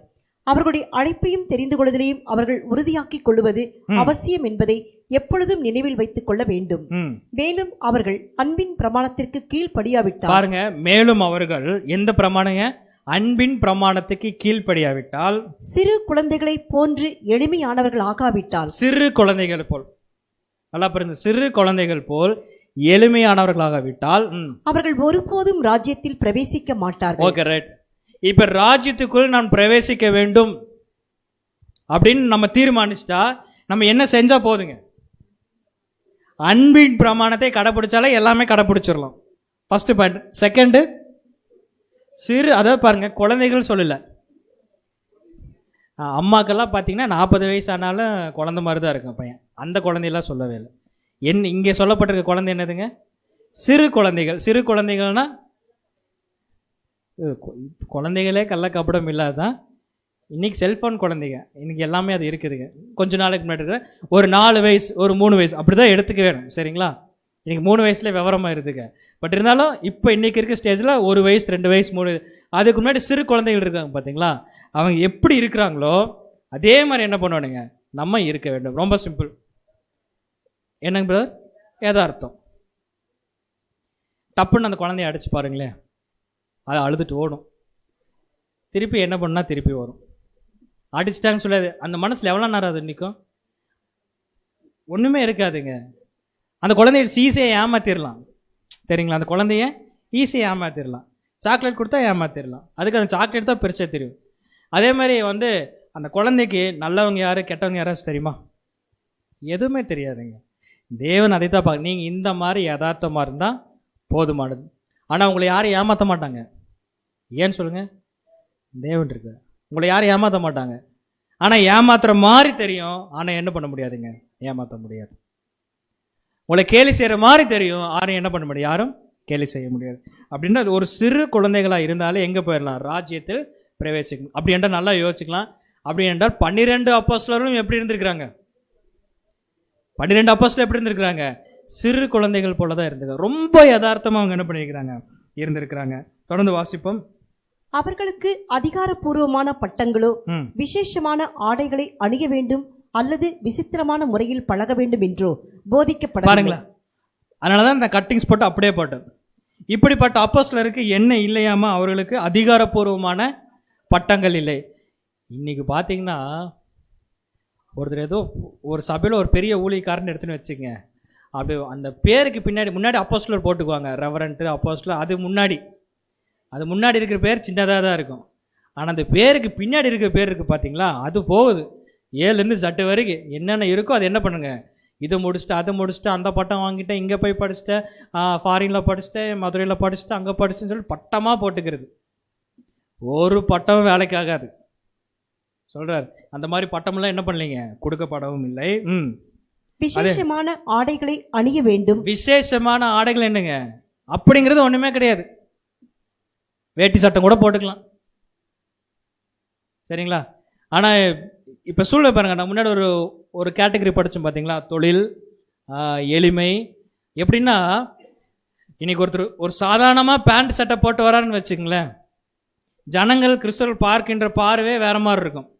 அதே இன்னொருத்தர் பார்த்தீங்கன்னு வச்சுக்கோங்க, அப்படியே மேலேருந்து கீழே வரைக்கும் பூரா ஒயிட்டு, ஃபுல் ஒயிட்டு, பெரிய சிலுவை, அப்படியே நல்லா ஒரு அடிக்கு நல்ல பார்டரை வச்சு நல்ல ஒரு பெல்ட்டு கட்டிட்டு அப்படி ஜம்முன்னு பவுடர்லாம் போட்டு அப்படியே தலையெல்லாம் சீவிட்டு வந்து இறங்கினாருன்னா ஜனங்கள் பார்க்கும்போது எப்படி நினைப்பாங்க? பேண்ட் சட்டை பார்க்க கொஞ்சம் நீங்கள் தள்ளி நில்லுங்கன்றுவாங்க. நீங்கள் கொஞ்சம் ஓரமாக போய் என்ன பண்ணுறேன் நிறுங்க, அங்கே என்ன வருது, கடவுளே அங்கே வர மாதிரி என்ன பண்ணுறான்றோம். அந்த மாதிரி ஒரு நோ ஸ்பெஷல் ட்ரெஸ், ஒரே யூனிஃபார்ம் போடுறது, அதே மாதிரி இந்த ட்ரெஸ்ஸுங்கிற மாதிரி நிறைய விஷயங்கள் இருக்குங்க. அதே மாதிரி பார்த்தீங்கன்னா இயேசு கிறிஸ்து மாதிரி அவர் தாடி வச்சுக்கிறார், அவர் தாடி வச்சுக்கிறது, அங்கே தாடி வச்சுக்க, அப்புறம் முடி விட்டுக்கிறது, இந்த மாதிரிலாம் எதுவுமே சொல்லலைங்க. நீங்கள் தாராளமாக கட்டிங் பண்ணிக்கலாம், மொட்டை கூட என்ன பண்ணிக்கலாம், அடிச்சுக்கலாம், நல்லா சேவிங் பண்ணிக்கலாம். நீங்கள் தேவன் எதை பார்க்குறாரு, இருதயத்தை மட்டும்தான். குழந்தையாட்ட இருக்கிறியாப்பா, குழந்தையாட்ட இருக்கிறியா, இருந்து என்ன பண்ணுறாரு, ஆசீர்வதிக்கிறார். அதை விட்டு போட்டு தாடி வைக்கிறது, ட்ரெஸ்ஸு போடுறது, சில பேர் பார்த்தீங்கன்னா கிறிஸ்து மாதிரி அங்கி போட்டுக்கிட்டே இருக்கிறாங்க, ட்ரெடிஷ்னல். அந்த மாதிரிலாம் எதுவுமே கிடையாது, ரொம்ப யதார்த்தமாக இருந்தால் போதும். தொடர்ந்து வாசிப்போம். அல்லது விசித்திரமான முறையில் பழக வேண்டும் என்றோ போதிக்கப்படவில்லை. இது நானே கண்டுபிடிக்கிறோம். அது என்ன விசித்திரமான முறையில் பழகிறது, தந்திரமாக பழகிறதா? அவங்களோட பழக்கமே, அவங்கள அட்ராக்டே ஒரு விசித்திரமாக இருக்கு, சரிங்களா? அந்த மாதிரிலாம் நம்ம வந்து விசித்திரமாக யார்கிட்டையும் பழக வேண்டிய அவசியம் கிடையாது. யோசிச்சு பாருங்க, இப்படி இல்லைனால தான் ஜனங்கள் என்ன பண்ண மாட்டேங்கிறாங்க, நம்மளை அங்கீகரிக்கவே மாட்டேங்கிறாங்க. அப்போ நீங்கள் அங்கீகரிக்கவே வேண்டாம். மனிதர்கள் அங்கீகரிக்கிறதுக்காக நம்ம வந்து ஊழியம் செய்யலை, தேவன் அங்கீகரிக்காத என்ன பண்ணுறோம், ஊழியம் செய்கிறோம். நாங்கள் இப்படி தான் இருப்போம், கலராக சட்டை போடுவோம், அதுக்குன்னு ரொம்ப அடிக்கிற மாதிரி இல்லை, சாதாரணமாக சட்டை போடுவோம், சேவிங் பண்ணுவோம், நீட்டாக இருப்போம், யதார்த்தமாக வாழ்க்கை நடத்துவோம், யதார்த்தமாக ஒழியுமா. இதுதான் தேவன் என்ன பண்ணுறாருங்க, விரும்புகிறாருன்னு சொல்லி பார்க்குறோம், சரிங்களா? அப்படின்றால் நம்ம என்ன செய்ய வேண்டும்? இப்போ இந்த அஸ்திபாரம் கற்கள் மேலே நம்ம கட்டப்பட வேண்டும் என்றால் நம்ம என்ன செய்ய வேண்டும் பாருங்கள். 3 பாயிண்ட் தான். ஃபர்ஸ்ட் ஒன், ஒருவருக்கொருவர் என்ன பண்ணாடுங்க, ஒருவருக்கொருவர் முதல்ல நம்ம ஒருவருக்கொருவர் என்ன பண்ணாடுங்க, ஊழியம் செய்ய வேண்டும். அதுக்கப்புறம் பார்த்தீங்கன்னா ஆண்டவருக்காக ஊழியம் செய்ய வேண்டும். 3வது சகோதரருக்காக என்ன பண்ணுங்க, ஜீவனை கொடுக்க வேண்டும். இப்படி நம்ம செய்கின்ற பொழுது யார் மேலே கட்டிகிட்டே வரோம் தெரியுங்களா, அப்போஸ்தலர் மேலே என்ன பண்ண, கட்டிக்கொண்டே வருகின்றோம், சரிங்களா? இந்த 3 காரியத்தை செய்ய வேண்டும். இதைத்தான் இயேசு கிறிஸ்து சொன்னார். பரிசுத்த ஆவி பெந்தெகோஸ்தே நாளில் கிடைச்ச பின்னாடி அப்போஸ்தலர் என்ன பண்ணாங்க, செஞ்சுட்டு வந்தாருன்னு சொல்லி பார்க்குறோம். ஒரு வசனம் வாசிக்கலாம் பாருங்க. ஏசாயா 61 அதிகாரம் வசனம் 1-2. ஏசாயா 61 1-2 வசனங்கள். கர்த்தராகிய தேவனுடைய ஆவி என்மேல் இருக்கிறது, சிறுமைப்பட்டவர்களுக்கு சுவிசேஷத்தை அறிவிக்க கர்த்தர் என்னை அபிஷேகம் பண்ணினார். இருதயம் நொறுங்குண்டவர்களுக்கு காயம் கட்டுதலையும், சிறைப்பட்டவர்களுக்கு விடுதலையையும், கட்டுண்டவர்களுக்கு கட்ட அவிழ்த்தலையும் கூறவும். சரி, ஓகே, போதும், படிச்சுக்கலாம், அதுக்கப்புறம் திருப்பி படிக்கலாம். ஸோ இந்த ஸ்டெப்பை வந்து யார் பர்ஃபெக்டாக செஞ்சாருன்னு பார்த்தீங்கன்னா ஆண்டவராகிய இயேசு கிறிஸ்து செஞ்சார். என்ன செஞ்சார், அவர் நிறைய அற்புதங்கள் சொன்னார், சுவிசேஷம் சொன்னார். Okay, right. மெயின் என்னன்னு பார்த்தீங்கன்னா அவர் சுவிசேஷம் சொல்கிற காரியமாக தான் இருந்துச்சு, சரிங்களா? ஸோ இயேசு கிறிஸ்துக்கு முன்னாடி யார் செஞ்சாங்கன்னு பார்த்தீங்கன்னா அப்போஸ்தலர் இந்த காரியத்தை செஞ்சாருங்க. இப்போ இதே காரியத்தை யார் செய்ய வேண்டுங்க, நம்ம செய்ய வேண்டும். இதே காரியத்தை எப்படி பாருங்க, இருதயம் நொறுங்குண்டவர்களுக்கு என்ன பண்ணுங்க, காயம் கட்டுதலை, எப்படி சத்தியத்தின் மூலமாக தான். அதே மாதிரி சிறைப்பட்டவர்களுக்கு என்னங்க, விடுதலை ஆக்க வேண்டும், கட்டுட்டவர்களுக்கு என்ன, கட்டவிழ்க்க வேண்டும், சரிங்களா? நம்ம தான் இந்த காரியத்தை செய்ய வேண்டியவர்களாக இருக்கிறோம். இயேசு கிறிஸ்து செஞ்சார், அப்போஸ்தலர் செஞ்சார், அதுக்கப்புறம் நம்ம என்னனுங்க செய்யணும். ஸோ இது 3ல எது முக்கியமாக வருதுன்னு பார்த்தீங்கன்னா சத்தியம், அதுங்க முக்கியமாக வருதுன்னு சொல்லி பார்க்குறோம்.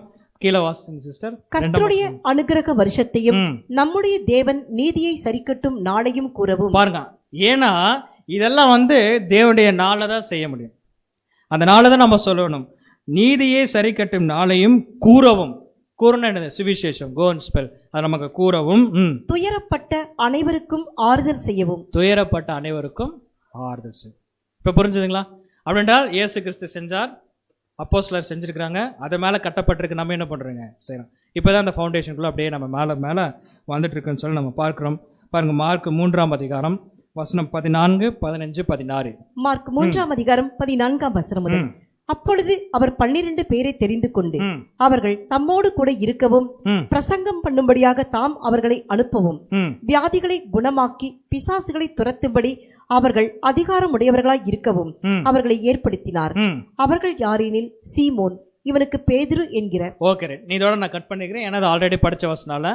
பாருங்க, இந்த இடத்துல என்ன புரிஞ்சுக்கலாம்னா, இப்போ ஏசாயால வசனம் படித்தோம் பார்த்தீங்களா, என்ன படித்தோம், அதாவது இருதயம் நொறுங்குண்டவர்களுக்கும் காயம் கட்டுதலையும், சிறைப்பட்டவர்களுக்கு விடுதலையாக்கவும், கட்டுண்டவர்களுக்கு கட்ட அவிழ்க்கவும். ஸோ இது யார் செய்கிறாருன்னு பார்த்தீங்கன்னா இயேசு கிறிஸ்துக்கு பின்னாடி அப்போஸ்தலர் என்ன பண்ணுறாங்க, செய்கிறேன்னு சொல்லி பார்க்குறோம். அப்போ இயேசு கிறிஸ்து நல்லா புரிஞ்சுக்கலாம், இயேசு கிறிஸ்து தங்கிட்ட இருந்த பரிசுத்தாவை யாருக்கு கொடுத்துருக்குறாங்க? ரொம்ப முக்கியம். தங்கிட்ட இருக்கிற பரிசுத்தாவியை யாருக்கு கொடுத்துருக்காருங்க? அப்போஸ்தலருக்கு கொடுத்துருக்குறாங்க. ஆனாலும் பெந்தெகோஸ்தே நாளில் தான் வந்து பிதாவாகிய தேவன் என்ன பண்ணுறாரு? வல்லமையாக கொடுக்குறாரு. அப்போ இயேசு கிறிஸ்து கொடுத்ததை விடவும் ஒரு பவர்ஃபுல் எங்கே வருதுன்னு பார்த்தீங்கன்னா பெந்தெகோஸ்தே நாளில் தான் வருது. அது இயேசு கிறிஸ்து சொல்கிறார், அது வரைக்கும் நீங்கள் என்ன பண்ணுங்க, எருசலேமில் தாங்கியிருங்க. ஏன்னா இந்த ஆவியை கொடுக்க சொல்கிறத யாருக்கு தெரியுங்களா? ஆண்டவராகிய இயேசு கிறிஸ்து தான். அப்போ இயேசு கிறிஸ்து ஒரு ஆவியை அப்போஸ்தலருக்கு கொடுத்துருக்குறாங்க. அதுக்கப்புறம் பிதாவாகிய தேவன் என்ன பண்ணுங்க கொடுத்துருக்காங்க. இப்போ இயேசு கிறிஸ்து இருந்த ஆவி, நல்லா பாருங்க, இயேசு கிறிஸ்து இருந்த ஆவி யார்கிட்ட போயிருக்குங்க? அப்போஸ்தலர். அப்போஸ்தலர் இருந்து வேறு யாருக்காச்சும் போச்சா? அது வந்து பெந்தெகோஸ்தே நாளில் இருந்து வல்லமையாக செயல்பட்டது. புரிஞ்சுங்களா? அப்படி என்றால் என்னன்னா, இயேசு கிறிஸ்துலேருந்து அப்போஸ்தலர் கிட்ட வாங்கிட்டானா அப்போஸ்தலர் இருக்கும். அப்போஸ்தலர்னா இருக்கும் காலம் வரைக்கும் இவங்க என்ன பண்ணலாங்க? கொடுக்கலாம். அப்போஸ்தலர் கிட்ட இருந்து நம்ம வாங்கிட்டாங்கன்னு வச்சுக்கலாம் பரிசுத்தம், அதுக்கப்புறம் அவங்களால என்ன பண்ண முடியாதுங்க, ட்ரான்ஸ்ஃபர் பண்ண முடியாது. நம்ம பேசிக் சப்ஜெக்ட் கிளியராக பார்த்துட்டு அப்போ பாருங்க, இந்த ஃபவுண்டேஷன் பாருங்க, இயேசு கிறிஸ்து, அப்போஸ்தலர்கள். அப்போஸ்தலர் காலத்திலே வந்து அந்த பரிசுத்தாவி இருக்கு, தேவனும் ஒரு பரிசுத்தாவை அங்கே அனுப்புகிறார். அதுக்கப்புறம் 70 பேர், அதுக்கப்புறம் சீஷர்லாம் ஸ்ப்ரெட் ஆகுறாங்க, அவங்களாம் அப்போஸ்தலர் மேலே கட்டப்படுறாங்க. இவங்களுக்கும் ஒரு ஆவி இருக்கு. என்ன ஆவின்னா அப்போஸ்தலர்கிட்ட இருந்து போன ஆவி. அதற்கு பின்பாக பார்த்தீங்கன்னா அவங்க யாருமே கொடுக்கப்பட்டதா இல்லை.